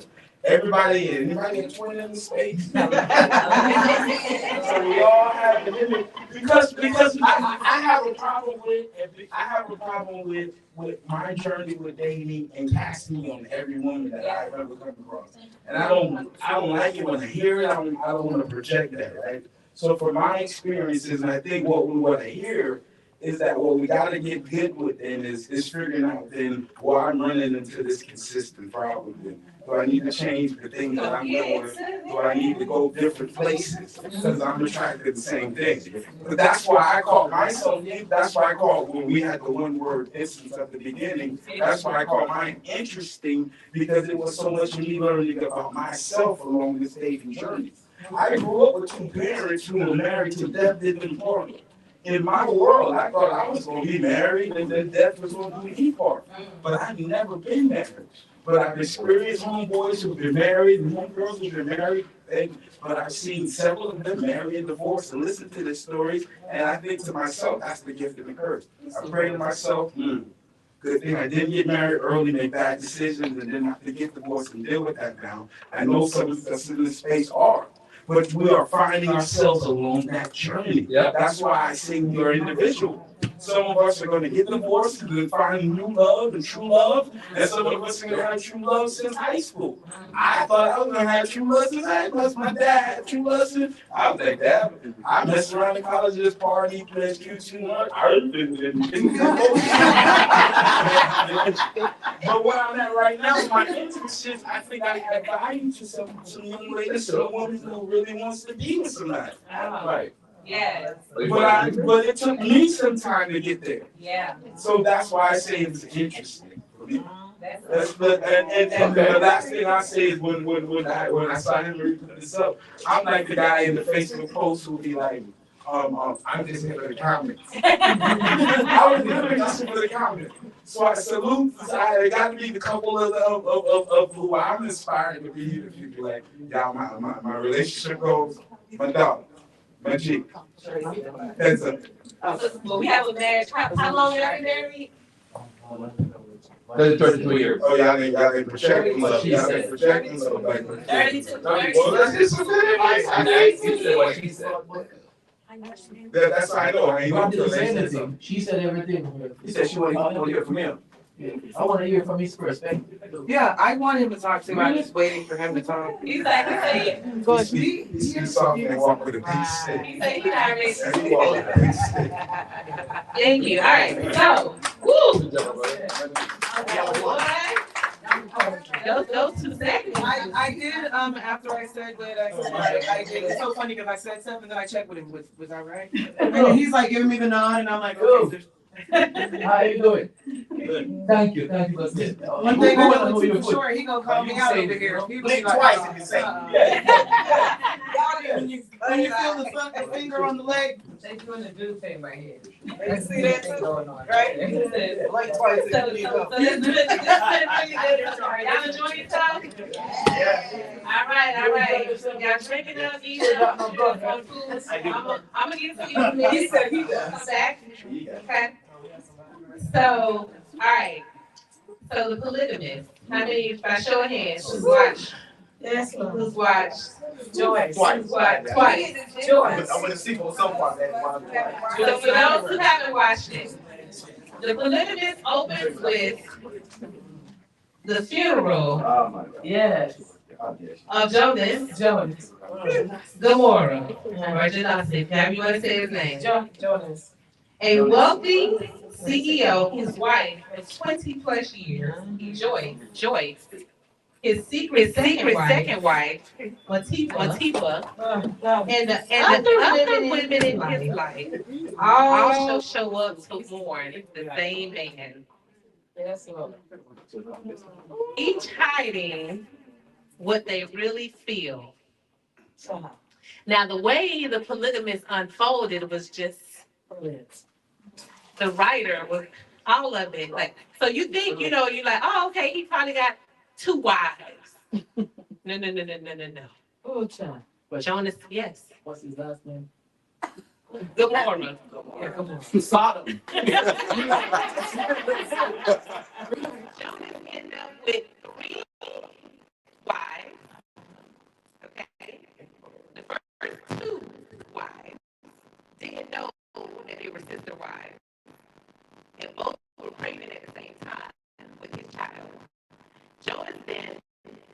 when they saw each other in the store, that was the second wife. But she knew about the first wife because it was all in the newspaper. But then he came back to his hometown.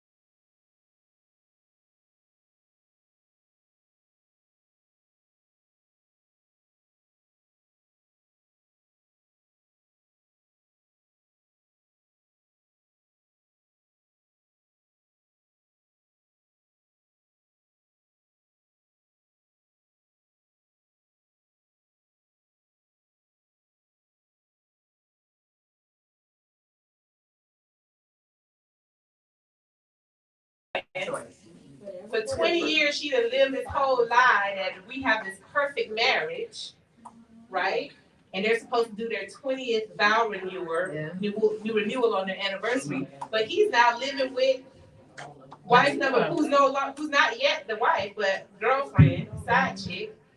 He's gonna live with her now. Then left the kids and the wife to move in with the side chick. Oh, it was a lot, y'all. So then, so the kids, they're all distraught. So now the kids are being ruined. So I'm taking you through the characters because it's important, especially for people who have children. The kids are now being impacted, right? The kids are feeling this, why are mom and dad not together? And who is this woman, this new woman? So Joyce feels like, okay, the only way I can resolve this, we live in South Africa, polygamy is legal. We'll just bring her into the marriage. We'll just make her wife number 2. Because Joyce ain't knew about wife number 3, who was actually wife number 2. Right. So they bring her into the marriage, into the household. It ain't the most fun thing. They ain't really getting along. And then next thing I'm gonna fast forward. Joyce, he decides he wants a divorce, but he's like, okay, Joyce signs the divorce, then he decides after they done spent the renewal vows together, oh, I think I still love Joyce. Joyce is still my wife forever. I'm never leaving her. So then Joyce gets back with him and he wants another baby. Joyce like, oh hell no. Right. This shop is closed. She goes to the hospital to try to tie that thing off, and come to find out, Matiba, the side girl, just had twins. Yeah. Okay, so now they got twins. Okay. So it's like, all right, we definitely gonna have to make her official now because she got kids with you. So fast forward. You skip a really big detail. What was the big detail? The detail was the only way that she would let that relationship take place if he did do that for you. Renewal. Oh, To show everyone That's right. that it's still together. yes, Very important. that was very important to her, right? So they had to show, because she was social media phenomenal influencer, so she had to show that the marriage was still a marriage and it was still intact. So she secretly, initially, was like, "We're gonna do this, but we're not gonna publicize it until after we do the wedding ceremony for the renewal of vows." Well, Matifa leaked it on social media while they're doing this brand launch. And now they're like, oh. So it's like, oh yeah, it's true, it's in South Africa. So she found a way to clean it up. She cleaned it up real good. But then Jonas, you know, we thinking Jonas is, no, Jonas is still out here being Jonas. So now Jonas banging 3 women. All 3 wives now. He got 3 wives, but again, only 2 right now still know about each other as the first and second wife. Then fast forward to his who, the kids?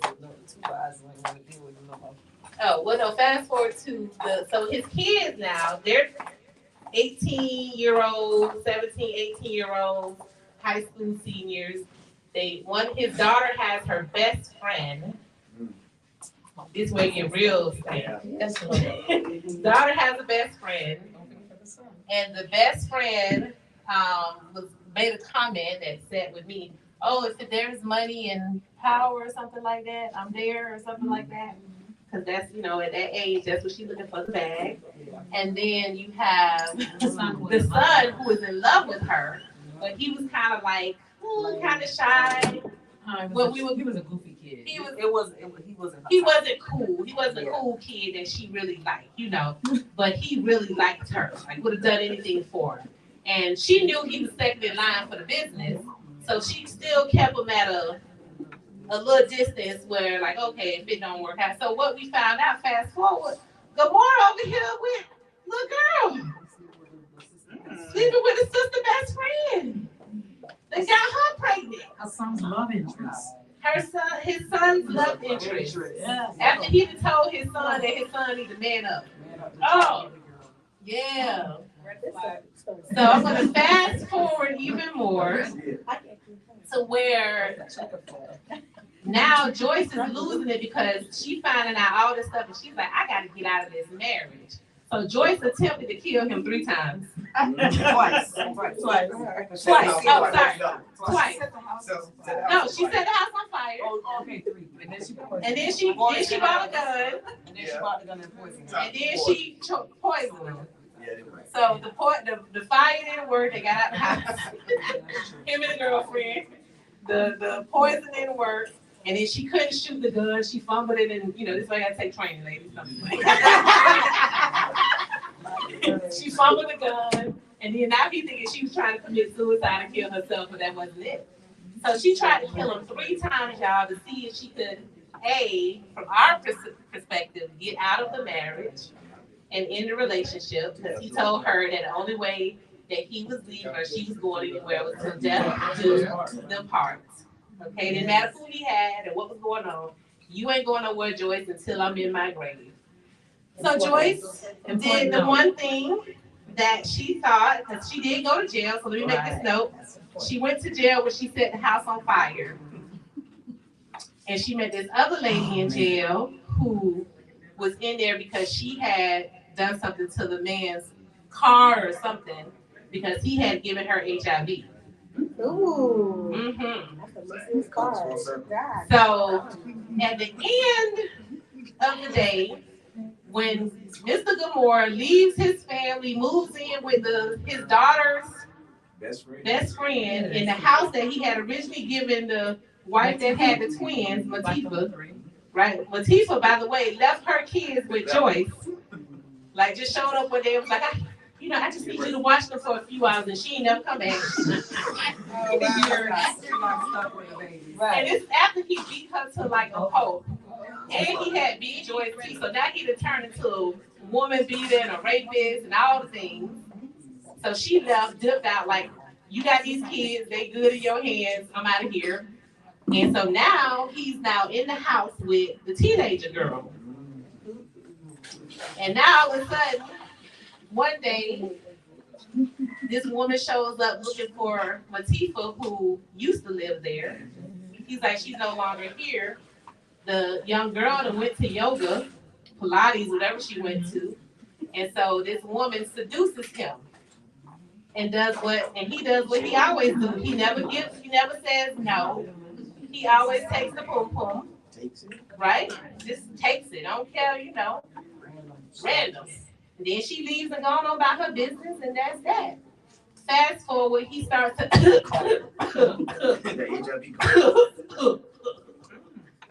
get a little sick. And now, for all these weeks, he goes to the doctor. The doctor says, well, you have pneumonia, but that's not all you have, sir.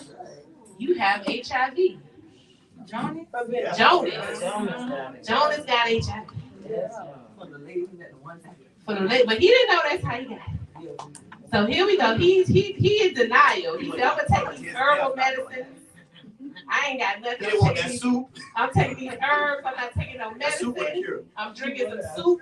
That's it. He didn't tell anybody what he had. So he didn't tell the girl at home. He didn't tell her what he had. Because she was still sleeping with him. So she just like, well, you need to take this medicine the doctor gave you. She don't know what the medicine for.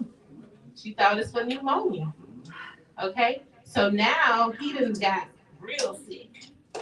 So on his... But didn't he give all of them? Oh, yeah, I missed that part. Yeah, I did. Okay, so before that, he had given the wives gonorrhea. From the young girl. He got that from the young girl. Because she got it from her boyfriend. So he done gave the wives gonorrhea, and he got it from the young girl. So now he getting all sick. And we fast forward to when he's on his deathbed. Mind you, Joyce took him back in to nurse him. Oh, she didn't take him back in. Young girl dumped her. Well, she. Yeah, because he had shit on. That's right. That's right.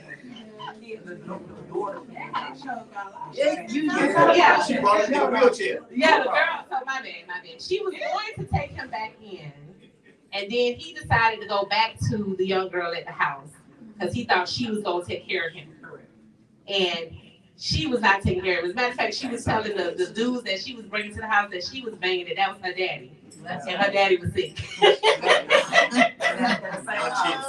In the same house. And so then she said, wow, I think now Joyce is like, oh, I'm free, I'm good, my career is taking off again, and I'm launching my new whatever. And she was writing a book. And then now the young girl pulls up with him in a wheelchair, like, here you go. Here go your husband. To death do you part. I don't want him no more. Take him. I ain't got time for this. I got to go to yoga. So she takes him in, and then he's dying. And as he's dying and about to take his last breath, she goes and lays in bed with him. And you think in this moment, oh my God, Joyce, you're so wonderful. You're going to be there with him to the end, because they cut a lot out. And you're like, man, Joyce is the GOAT. She was there with him to the end. And then you fast forward to the funeral. And here's at the funeral, she tells him and she calls him a motherfucker as she leans into the casket. And then it cuts back to where he was on his deathbed. And she tells him while he's dying that the woman that she met in prison had HIV, and she knew that his medicine, the thing that he couldn't refuse, would be the thing that would kill him. That's right. So she paid that woman to go to his house, sleep with him, and give him HIV. And that is what took him out. And then she said something interesting. My son, because she made sure that she talked to their son, because initially everything was going to be signed over to the young girl. So she made sure she talked to her son, and her son spent a lot of time with him before he died, so that everything could make sure it stayed in the family with him as the next in line for the business. But what she didn't talk to her son about was being like him. And she said at the end that my son will not be like his father. While at the same time, his son was in the back room banging that young girl who more than likely got HIV from his father. Oh my God. Girl, you're so She was taking the medication. Exactly. So that is how it ended. And so there was so much to I hope y'all got a little clip notes. There was so much to unpack from this show. You gotta watch it if you haven't. So what? But it's in another language, right? No, It's in English. It's in both. So subtitles, but the mouthing is English. Yeah, but they have the English version too. Yeah. Okay, because I was saying when I was watching, it was in another language. No, they have it in both versions. Okay, I'm gonna let Netflix. Watch it. Yeah, Netflix has it in the English version and the South African version. So watch it. So what we wanted to do tonight was every character has some deep-seated issues. Jonas had a lot of issues, right? He loved so much that he ain't loved nobody, not even himself. Discipline, right? Another issue. Promiscuous. How do you say that word? Promiscuous. Yeah. Entitlement. He thought because he was a CEO, he could get any woman, do whatever he wanted to do. The narcissist. There's so much to dissect about Jonas, but Jonas is not the only focal point. You had Joyce. And the brother. My hero. And the brother. Yeah, the brother. Yeah, the brother. Laid down his life for that life. Yeah. The brother. So you had Jonas and his brother and his son, the three main character men in the show, had some serious issues that we need to dissect. Then you had the wives, the three wives. Each of them had their own set of secrets, lies, manipulation, all of it, even coming down to how it impacted their children and what the stories they told their children. Then you had the young lady, the best friend, right? The last one, the best friend, Ladani. Yeah, I think it was Ladani. You had Ladani. And then you had the children. We can't forget the children. Sarah, who was the one who could never be actually acknowledged as his child. And then you had his two kids that were acknowledged, and then you had the three babies that didn't show much in the film. But they were all impacted. And I think we have our doc. Come on up, just in time. So we're gonna dive into these characters because many of us have either witnessed or been in that situation or even been that person. Which one? Well, you can't be Jonas because you did. I think they should change the name of that movie because that's not a poly relationship. That's like all lies and manipulation. Well, that's how the relationship was built. So before we get into some of the questions, I want to have my good friend and soror, Dr. Delvina Thomas, introduce herself. Thank you so much for joining us. Hi, everyone.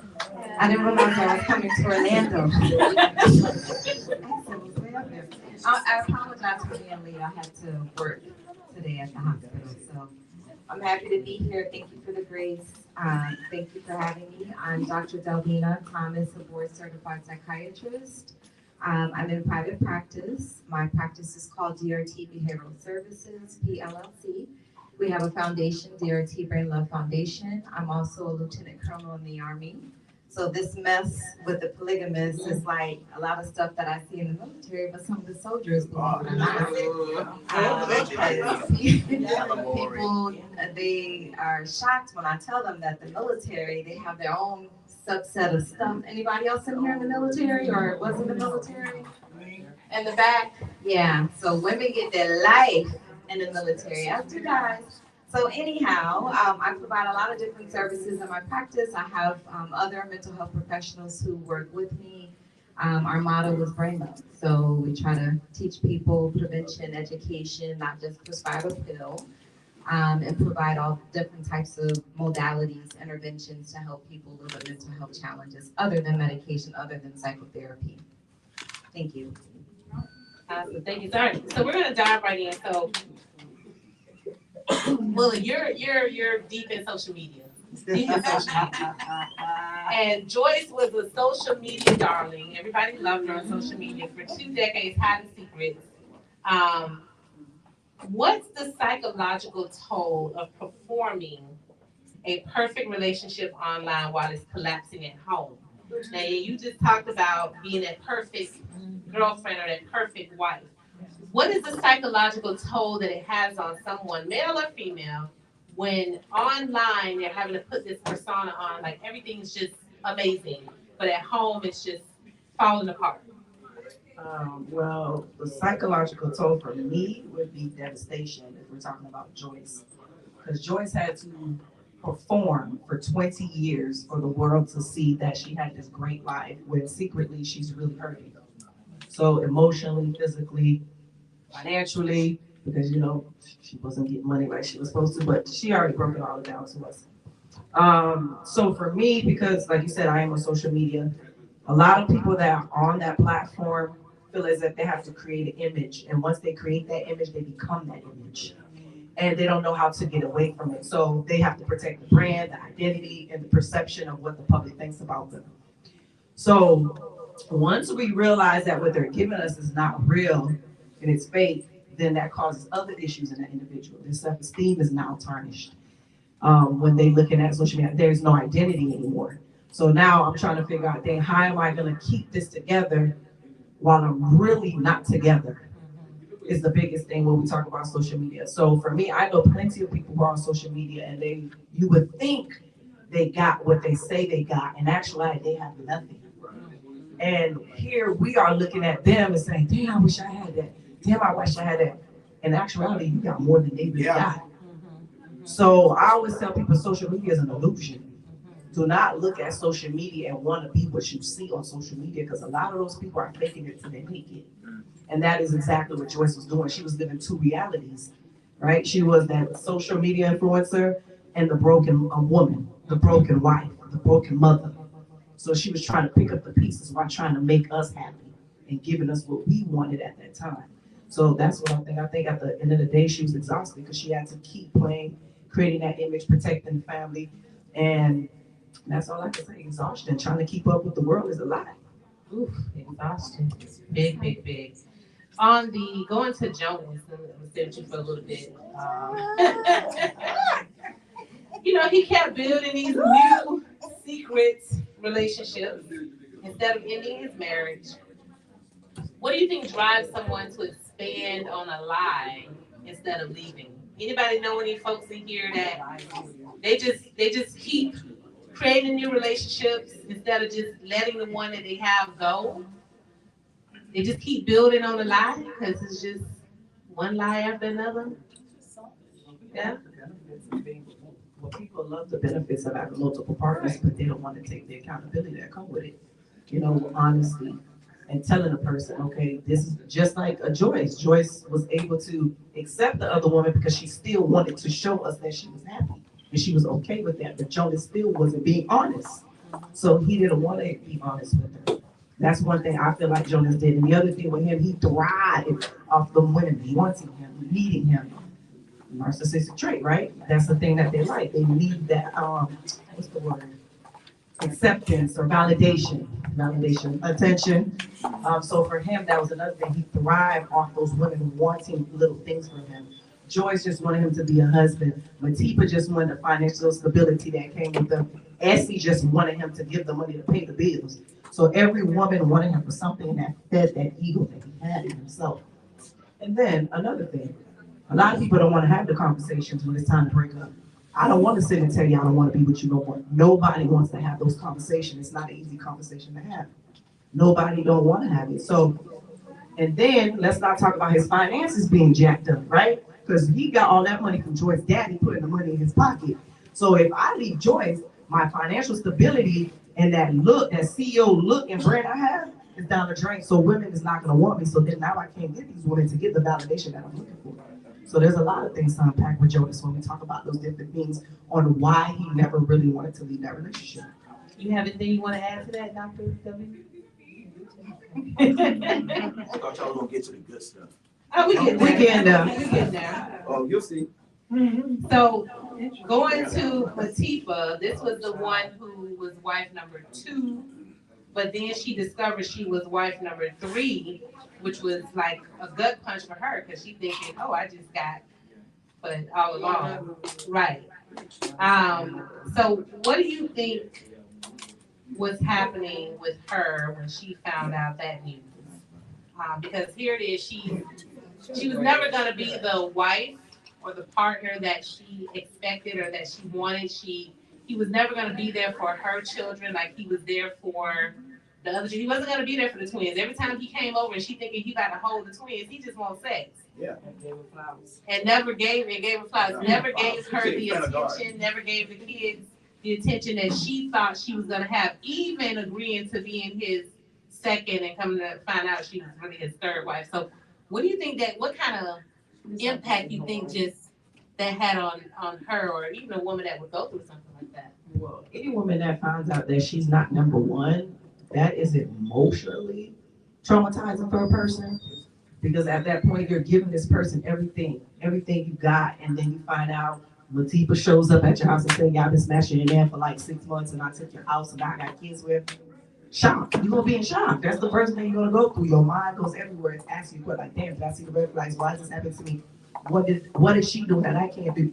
So then your mind starts racing, right? And then now she has to really live in what her reality really is. He's not your man. He's not your husband. You are never going to get this from this man. Now she has to redirect and recreate who she is to live in the situation that she's currently in. And a lot of people can't do that. So what did she do? She dropped off them damn kids and she took her ass somewhere else and continued to live her damn life. Because she wasn't ready to do that. She wanted the money, she wanted lifestyle, but she didn't want to deal with the situation. Now we can use doing words. Delusional, because that is where it comes in.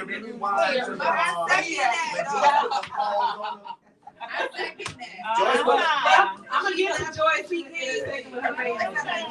You wanted all of that, even though you know someone was there before. Yes, you're delusional. Because she thought she could change his mind. That's why a lot of females feel like, yeah, we can do it better than the one that was before. You're absolutely right. A lot of women go into situations knowing the man is married, he's taken, he's whatever, and she's like, oh, well, I can change that. And she was doing everything to try to get him to be with her. He's gonna be with me.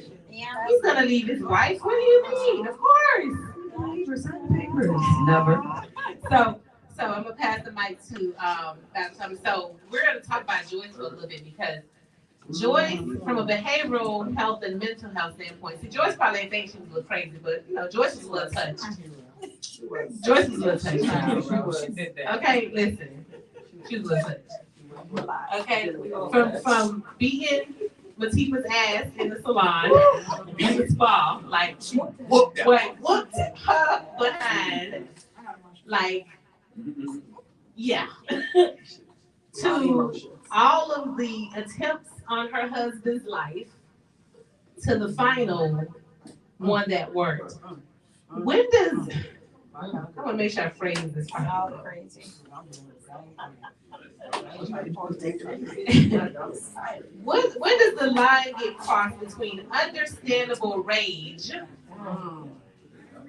as a response to betrayal and something that becomes its own danger? I'm like, what? Okay. What'd you say? Understandable rage. When does it go from like, you know, it's understandable that she's upset, she's angry, and that's her rage, to just. Okay, I'm gonna stop you there. I could never understand Joyce. What? I didn't identify with her. I didn't understand her. I thought she was over the top the entire movie. Or not the movie, I'm sorry, series. There's nothing understandable about her. Nothing. Nothing. Nothing. nothing, zero. And there's nothing understandable about her because I don't identify with no self-esteem and low self-esteem. She had no self-esteem. When you allow someone to treat you the way that Joyce allowed him to treat her, it says a lot about her. To me, the man ain't the problem in this situation. They allowed him to do all of these things. The problem in this show are the bitches. It's the bitches. It's the bitches. These were not ladies. They're not ladies. None of them are ladies. None of them. So you will fall for anything when you don't care how sure you are. Right. You just, so Joyce, there was nothing understandable about her. There was no understandable rage. He showed you what he wanted. He showed you who he was. When people show you, what do? You believe them. You cannot change his mind. And then she's getting on social media pretending, misrepresenting, which a lot of people do on social media. That's why, as a sidebar, I'll say, I tell people you cannot allow social media to upset you. Because half of what you see on social media is not realistic. Exactly. It's fictional. So Joyce would get on social media, pretend to be one way, and then go home and she's angry and upset and she's fighting women in the salon. It was just ridiculous. I hated that show. I only watched it because you asked me to do this. I'm telling you, I did not want to. I want my time back. I want it back. So Joyce is an idiot. Matifo, whoever the heck, is an idiot. And you know, the thing about men who are married, when they have children, so Joyce was his first wife, right? And those were his oldest children. Well, there's men in the room. I don't know if you guys are married, but based on what I see, I think men, especially when they're truly in love with the first wife, and this is who they married, this is who they care about, they married this person, maybe it didn't work out, but if they're still in it and they have a side piece, their wife is first. All the time. The wife is always first. So to you side pieces, you are a side piece. Now, there are statistics show, I see somebody shaking their head, you must have been a side piece. I'm not sure. They just shaking their head. I'm not sure why you're so active, but let me finish. There may be a few exceptions out there where a man left his wife for the side piece. But that ain't common. It doesn't work out that way in most cases. Most men do not leave their wives for the side piece. And if you're a side piece, well, let me finish this. If you're a side piece, he already had 5 side pieces before you because that's the lifestyle he lives. You're not special typically. As a side piece, you are not special. Okay, wait a minute. Okay, I see I'm ruffling some feathers. Okay, and we saw this with Jonas. Jonas wanted pussy. That's all. He just wanted pussy. That was on you. That's right. He wanted to fuck, and they gave it to him. Look, I don't have a filter, so I'm just gonna say things the way that they are. It's deeper than that. So, yeah, whatever. It can be deeper than that, but it's not actually, because it's about selfishness and low self-esteem. You gotta see where Jonas came from. So, okay. To find out So that's I answered your question. I don't understand her. Okay. So we're gonna. Hold on. Hey, hold it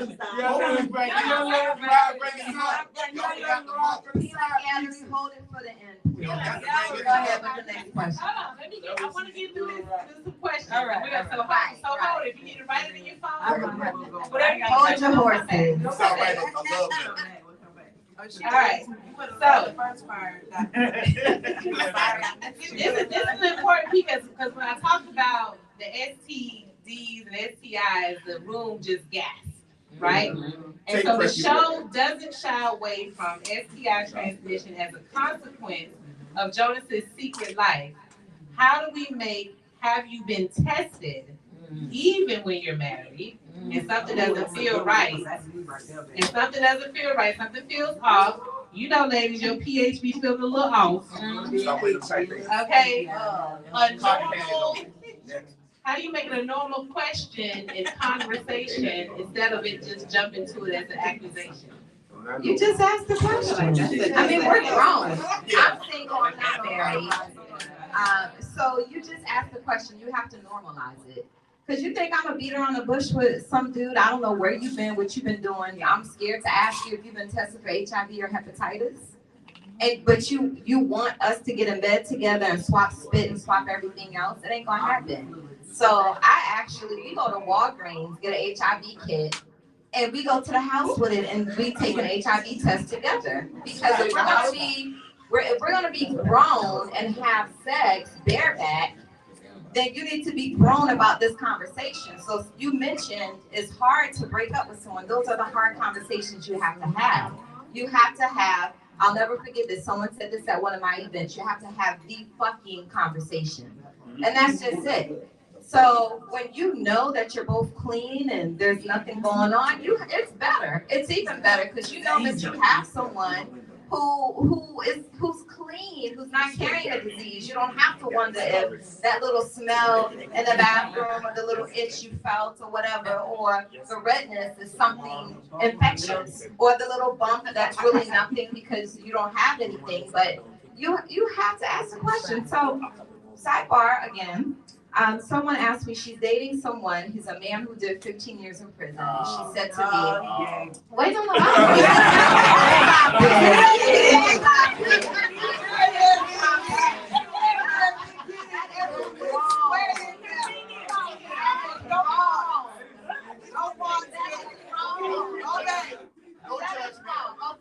allow me to say this. For the brothers who have done time, we know that a lot of men went to prison in the 80s and the 90s, unjustly so. He did something. You know, you got two joints, and you're doing 20 years with 2 joints. I'm exaggerating, but a lot of our men went to prison and did not deserve the time that they received, okay? So we can't prejudge someone just because they were in prison. Okay. So anyway, he did 15 years, and she said, what should I ask him? I don't want to sound like I'm judging him, but what should I ask him? He's been out now for like 10 years, but you know, they just met or whatever, but he did 15 years, and she's asking what should she ask him about regarding his history. So of course we can all think of all kinds of things we could ask, really anyone. And it doesn't have to be someone who served time in prison. You can ask any man, have you been with another man? If you don't want someone who's bisexual, you can ask someone, have you ever had same sex? Right? But in this situation, I said, just ask him about his sexual history. Ask him about his infectious disease history. Ask him about his medical history. That's what we don't do either. I judge people based on how they eat, their diet, their nutrition. Because if you're a man sitting around eating junk food and stuff, you're not healthy. I can't do nothing with you. That means you probably can get your dick hard. Because you're not taking care of yourself. You probably got high blood pressure, high cholesterol, diabetes. And we know those are risk factors. ED happens in 1 in 5 men, regardless of pathology or anything going on with them physically. It's a common thing. So you add to that disease, it increases the risk. Now, you just have a conversation and you ask, have you ever been tested for hepatitis? Have you ever been tested for HIV? I ask if they have ever used drugs of any sort, because I'm assuming that the people I'm selecting, they're in a space or they're in a population of people that are not high risk for coke use, heroin use, and all that, but you never know someone's history. So I ask the questions because I want to fucking know. And I'll piggyback off of Doc. I totally agree with her because I already mentioned that people don't like to have those hard conversations when it can be so simple. You just ask directly. Ask honest. But I am in healthcare, and that is something I always ask all the time. Hey, do you want STI screening? No, I'm married. Excuse me? And I always, because you said, how do you have the conversation with me? So I'm like, okay, I'm not trying to overstep or not trying to disrespect, but it's better to be safe than sorry. Because you may be doing the right thing, but you don't know what your partner's doing. And that's how I always introduce it. They're like, oh, okay, I'll do it. And 9 times out of 10, out of most of them, I think I had 10 last year that came back positive. They were married. Positive for what? For HIV. Oh. Yes. They were married. Because all 10 of my clients were trying to conceive at the time and was having unprotected sex with their husband who had HIV, who then gave it to them. Oh, damn. So it's a husband that's why it's very important to get tested. But you probably already had it, considering. But the question was never asked. Oh no, I'm married. I don't want to be tested. We're okay. And then here you go. With I'm trying to convince you. His man's between nobody. Remember back So is the husband giving to them? How do you know that? Because the wife was tested with me 2 years prior to that, and then a year before with another provider, and when she came back to me, she was positive. Yeah, but no. You see the superstitious thing? I don't like it. What's the position? Let me tell you something. You will have a man today is very clean, right? And a woman is very clean, right? And tomorrow one of them go out. Hold on. And the man go out or the woman go out. You don't know. So don't sit there and tell me that. Don't sit there and tell me that. Oh, who contracted? Yeah, right. You don't know. Don't sit there and tell me that. You do know because people are getting tested more frequently. No, you can't know. You can't know. You can't know. You can't. But clearly he didn't listen to the conversation because I said the husband was taking his meds the whole time. Right. The wife never knew. That's what I'm saying. But now they know whenever the antibodies go, they know who. Well, I think that's what she said. He was If already the infection was in the blood, the antibodies go there. He was already She didn't know about it. medication. She didn't know before she married him. And he was already that he was already HIV HIV positive. That's what I'm trying to say. My bad. But yeah, No, it's okay, but what you made a good point though. You made a great point. Yeah. We either person stepping out. You're right. Yeah, You're right. yeah, Absolutely correct. Yeah. Not always the man. Yeah, you're yeah, right. it's not always You're the right. man or the woman. It could be either one. I mean, we saw that on what was the show? Why Did I Get Married? Oh, Boom! yeah. You ain't get it so I gave it to you. I gave it to you. Right. I took my medicine. Right. Like so. Now go get yours. Right. So. Yeah. Yeah.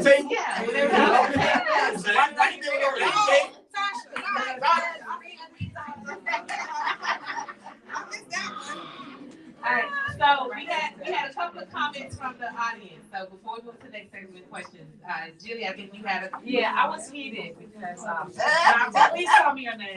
No. Doctor. Dr. Delvina, I love you, you're beautiful, but you got, I'm sorry, I disagree with you.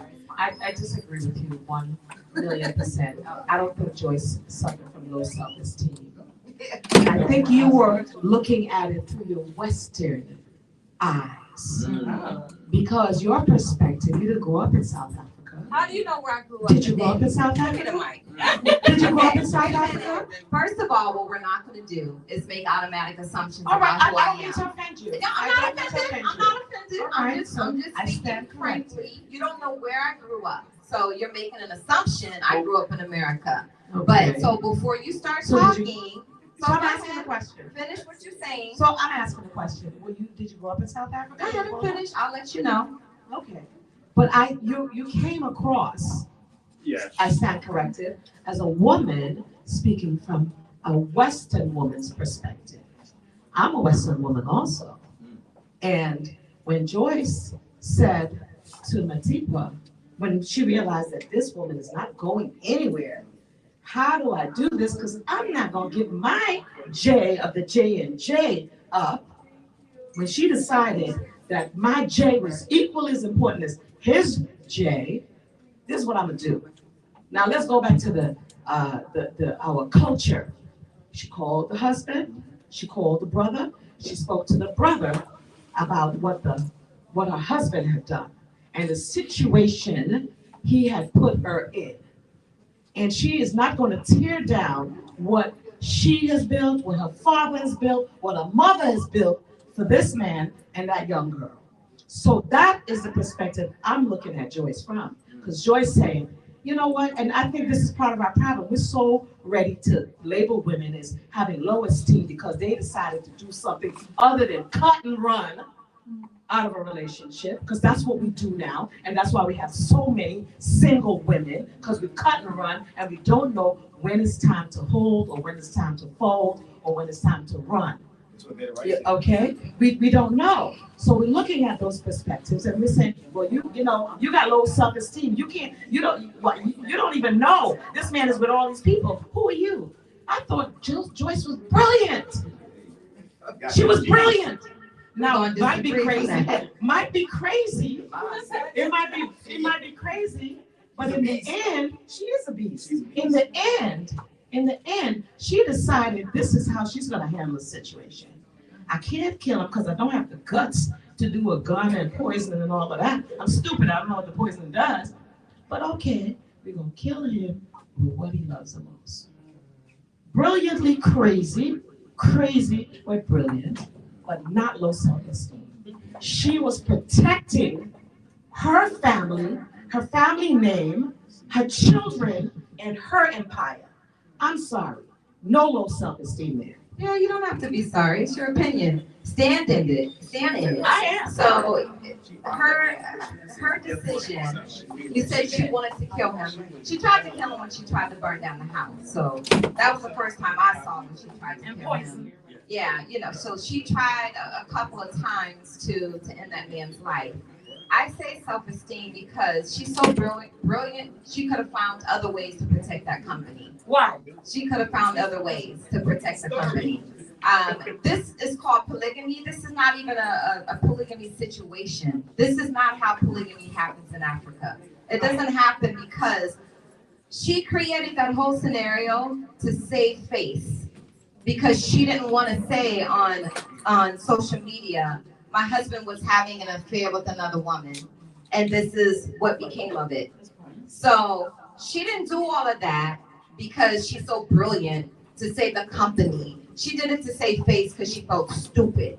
Because her, as you say, she has self-esteem because her beautiful self felt stupid that her husband was sleeping around and had this extramarital affair, so she want to act like it's cool with her. It was just saving face. It didn't have anything to do with her company. She spoke about the company. She did. She spoke. Of course, she spoke about the company. That's her livelihood. But in my opinion, I believe she created this poly situation because she wanted to save face.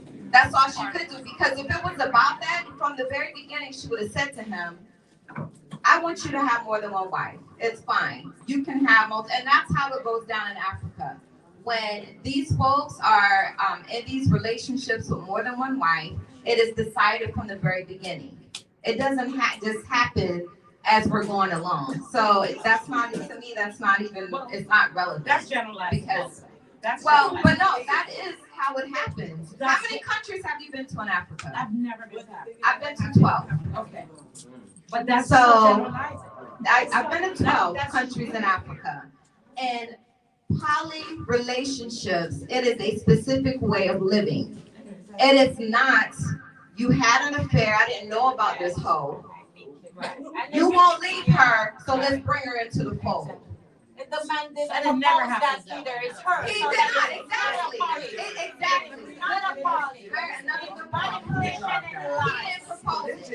He didn't propose it. All right. We have another person back here that wants to say something. Go ahead. Right, and that's what it is. That's how it is. So I must speak. Yes. I am a product of 17 children, of which we know. My father already had a wife. She had 8 children. My mother had 5. And the ones we know of individually. And yes, he was selfish. He went into people's marriage. They have kids in the middle. He didn't care what the situation was. A lot of women are married on vacation. Whatever it was just children. Wow. What I want to say is, yes, that woman, I didn't watch the movie, but she could have left if she didn't have an issue. His wife left him even though she had 8 children already for him. Yeah. Wow. Yes. You could have left. Yeah. All right. Oh, I'm sorry. Everybody in this room, fine. You're fine. Everybody. We all fine, but we only know. Right. You are not the first person that you ever been with. We've all been in many different relationships. Somebody have under their bed. So we're gonna to tie it all into our theme, which is sex, drama, trauma, sometimes love. Y'all know people love that word love. Don't say don't even know the meaning. Don't even know the meaning. On the first day you meet them, babe. So That's okay. So we're gonna get a little personal here. What? This not personal.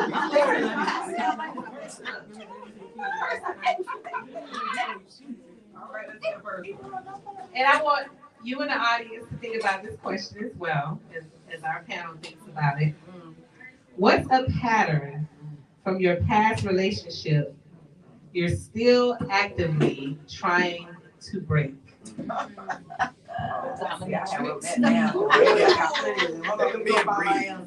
pattern? Stop walking these men and stepping on their chest. What's a pattern from your past relationship that you're still actively trying to break? I mean, some of us got a lot of, what's that, like that Betty Wright song? Some of us got to think way back. Hey. Some of them just happened yesterday. Yeah, you smiling. Exactly. You know, some of y'all gotta think a little bit. Okay, we got dominant. Dominance. Okay. Anybody else got a dominant? It could be in bed, it could be out. Okay, Jack. I feel like my pattern in my past relationships, and I know I'm like the younger, my pattern is we run, we're running, we track stars. Like, Yeah. I'm a lead with it, and I can blow up at times. Like I feel like I'm gonna give you enough grace, but once that grace is run up, I'm done. I'm on you. I'm done. I'm getting your business, and then I'm off the way. I don't look back. And so I think that's something that I could work on in the future, because not every disagreement needs to be an argument. Yeah. Not every situation, and people can learn from their mistakes. And you can. I can too. You gotta say that. And I can too. Yeah. I'm gonna Woodstock over time. People are saying juicy. I done met some great guys. But now they with people, and I'm like, that could have been you. It's gonna be a reason. But it's like one of those type of things, like, dang, okay, maybe I could have been on that trip too, but I'm all right.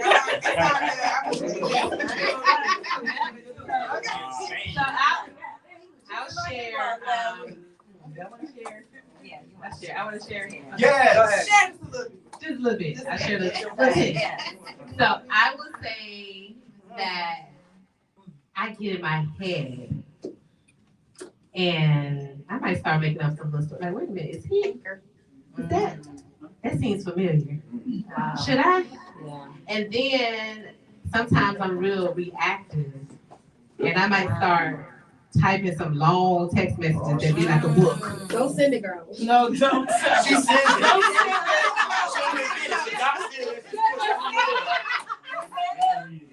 send it on. Don't send it. Sometimes. And then I regretfully send it, and I'm like, and then afterwards I'm like, damn, I probably shouldn't have. Now look crazy. Said that. Now I feel crazy. I didn't really think it through. You should have wrote it down. Right. I was in the moment. It was a past trauma, right? Yes. It's a trauma. It's a trauma behavior. And yes, I'm actively, so now I'm really trying to pause and think. Like, Make okay. everyone a new situation. Exactly. Let me think this through. Is this really what I'm thinking in my head, or am I just really being triggered by something Now, else? Is it what's really any of happening? it true? Now, we have to understand what trauma does. Trauma saves our life. If we have gone through the experience and something is in hindsight, hey, remember when Charles did that? Now, Charles may not be, Greg may not be doing what Charles did, but it's to save you from either that emotional pain, right? But it's to basically that you open up your third eye and say, okay, let me see if it's the same thing that Charles did. I'm saying I do it prematurely because of what previous Charles did. Right. So I'm triggered easily. And that nervous system go to exactly. drop it. So tell them how you feel before you do it. So that's why I was like, okay, so am I really healed? So I'm still working through the healing process. And it's like, okay, and learning to trust again. Exactly. So all of that is a part of it.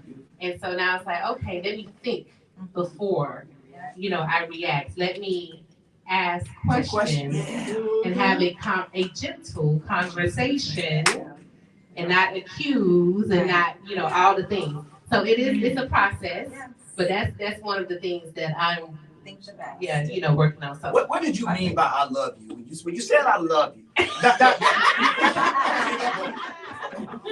Block. I will never talk to you again.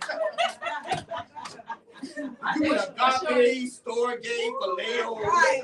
Find your love. I think my pattern is, but Tracy does it very well. I think my pattern is because we came from the same background, we've done the same thing, is learning to put the sword down. That's what I'm having an issue with. Me coming home and putting it down, because as providers, we never get a break. You working 24, 7 days a week. So I'm still learning how to do that with my friend. Charlie, stop lying. My boyfriend, Charlie, he probably watching. I call him my friend, and she can't stand it. But that's something new for me too. Yeah, but that's another conversation for another day. I might need to come to your office. But I think that's my biggest thing. Like, I'm always on go. My mind is always racing. I'm looking to do the next thing, and I'm not living in the moment. I'm not allowing him to love me and show me how it is to be loved. Because he doesn't. I'm not gonna see him. I'll come home from work, dinner, cook. Shit, damn, you cook too? Okay, check. Wash clothes, fold clothes. The little things that I can't do, we fill the blanks in. But I'm not used to it. So I'm not used to it. All right? No, he definitely ain't no Jamaican. Damn sure ain't no Jamaican.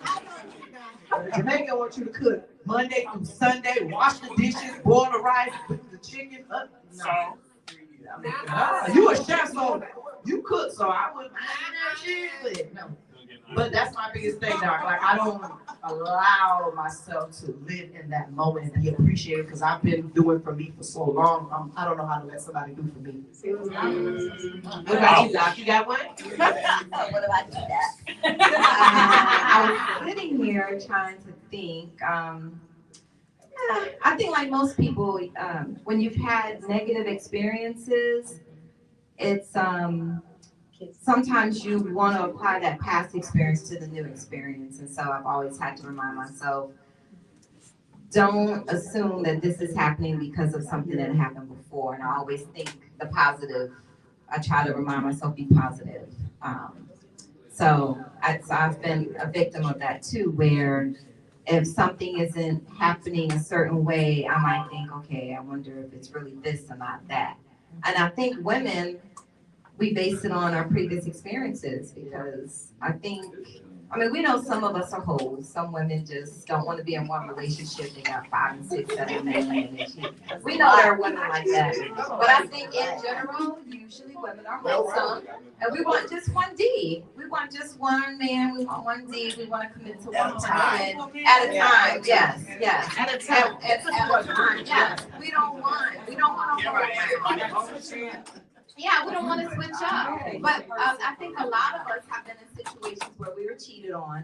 And so we know what was happening during the circumstance when we were cheated on, and you never forget it. So you know what it feels like when you look back on it. You know how your heart felt when you found out or when you saw the evidence. So, it triggers you during the next situation that might look like. So I had to teach myself every situation is a new situation. You can't have baggage. What's that Mary J song about baggage? She had a song. That's Erykah Badu, girl. Oh, no. Mary J has one too. I know Erykah Badu is Bag Lady. Not that one. Mary J has a song where she talks about, it might be on that album, but she talks about not bringing baggage from your past relationships. Yeah, that's what she just said too. Yeah. So it's something like that. So yeah, and then you just have to tell the person you're with, I'm sorry, I kind of, because this happened before and it was something. Just be honest, open and honest. I think that's the best way to process these things with the person you're dating, is to be vulnerable, be open and honest, and just be straight up with why you might do what you did. Or say what you said. And not jumping from one relationship right into the other one without completing the feelings in that one relationship. For me, Line one. The lady in the back too. For me, I would say masculine It's good when you're on your own, and then when you're with someone, it also can be bad because when you, yeah, you know, when you, as you said, you get home, you put all of that down, and you're, you know, being this gentle wife, doing all of that. But sometimes they have another word that a lot of men like to use: peace. Yeah. We give a lot to bring that peace. And when you give a lot, you have to be careful how much you give into. Because if you give into too much, your voice is not being heard. And when it finally hurts, that's the end of the relationship. Because you blow up, as Jazz would say. You kept it all. So you, when you're giving him peace, you gotta find a way to process the things that you don't like, but you gotta process it during, I would say, intentional times, not like just blow up here and there or whatever, but you have to actually kind of schedule for yourself to have a conversation with him when you're both calm, as opposed to him triggering you, you yelling, you're going off, it's not organized, it's not structured, you know, so you want to try to have an organized disagreement, if you will, or have a chit chat. Everything doesn't have to be an argument. Some things you can just chat about and just process. You're both human beings, you love each other, just have a conversation. We're gonna, I gotta go, but I love you. When is part 2? Yeah. Right. I will send y'all the date. So, before we do our last rapid fire, we're gonna take your comment, and then we're gonna do a rapid fire question to close out on. Okay, so I said a lot of wonderful things earlier, but at the same time, so before, he's my second husband. Okay. And my first marriage was extremely volatile. So when you go through such a volatile, tumultuous relationship, you do go into survival mode. And remember, I'm coming from police officer, military. So I was already, like I said, I was tough, I was strong. So everything that I was around just kind of hardened me. And before I got with him, I remember telling myself, I have to do something to make myself gentle again, because this energy isn't even good for me. Right. So it absolutely can't be good for anybody else. But the thing is I'm not saying that it's been easy, but it has been a journey, because every time I want to go in there, like go into a conversation reactive, I have to say to myself, what do you want the outcome to be? If you do not want problems, don't bring them. But it's the same thing that I say to him. So I tend to go in calm, but then I say to him too, if you don't want problems, then you can't create them. So if you want both of us to be calm, you have to be calm so I'm not reactive. So right now I'm practicing not reacting, but simply responding. Am I responding? Instead of me reacting to feelings, I'm responding to facts. I'm responding to the situation. I'm responding to how I want things to go and how he wants things to go and how we can work it out. Because every time, I've never seen anything good from reaction. Except for flight. When it's time to run. That's the only reaction. And fight and flight. That's the only time I've ever seen something good come from being reactionary. But other than that, it's like it takes so much to process, because your mind and your body, it's like everything in you is screaming, I just want to do, like she said, we grew up also in like very aggressive times. Like we take no crap. Like we were froggy. We had all the legs. We was the whole pond of frogs. So it's like when you're going from that and you're trying to like bring it down. But I think it has a lot to do with the partner that you choose to be with. Well, I think before, and you made a good point, and I can relate to what you just said in the beginning of your comment. And I hope that, especially the single ladies in here, I really hope you hear part of what she said.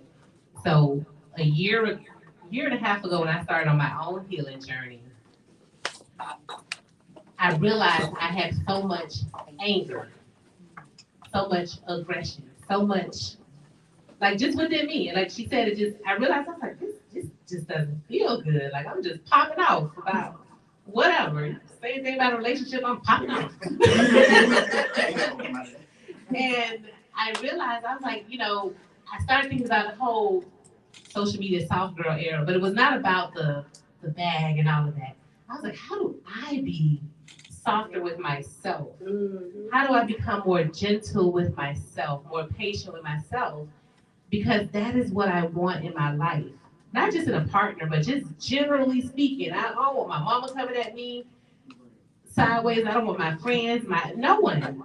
So I was like, well, I gotta think about what am I putting out? What energy am I putting out? And then when I started thinking about relationship and partnership, I was like, I'm gonna start listening to some 80s and 90s R&B. I want some love songs in my life. And I just started listening to love songs every day, start singing love songs. I just wanted the things that was gonna make me feel love and soft and warm and fuzzy. And that became a practice in addition to other energy and healing practices I did. But what I realized that fast forward to last year, when I did meet someone,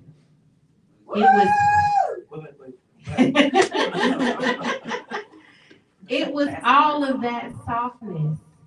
Like I was able to not just practice it, but to be it.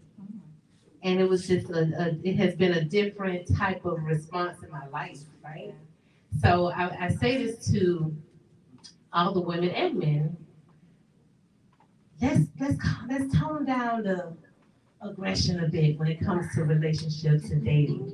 Let's tone down what it is that we want. If we want to receive softness, we want to receive love, we want to receive kindness and gentleness and peace. We gotta find it first within, because I had to find it in here first. And don't get me wrong, it still be a struggle for some days. I be popping off still some days, but it's not as much. And it helps me to also think about my response. I think Tracy talked about how she thinks about how she responds now, what she wants the outcome to be. And I didn't even think about that side of it.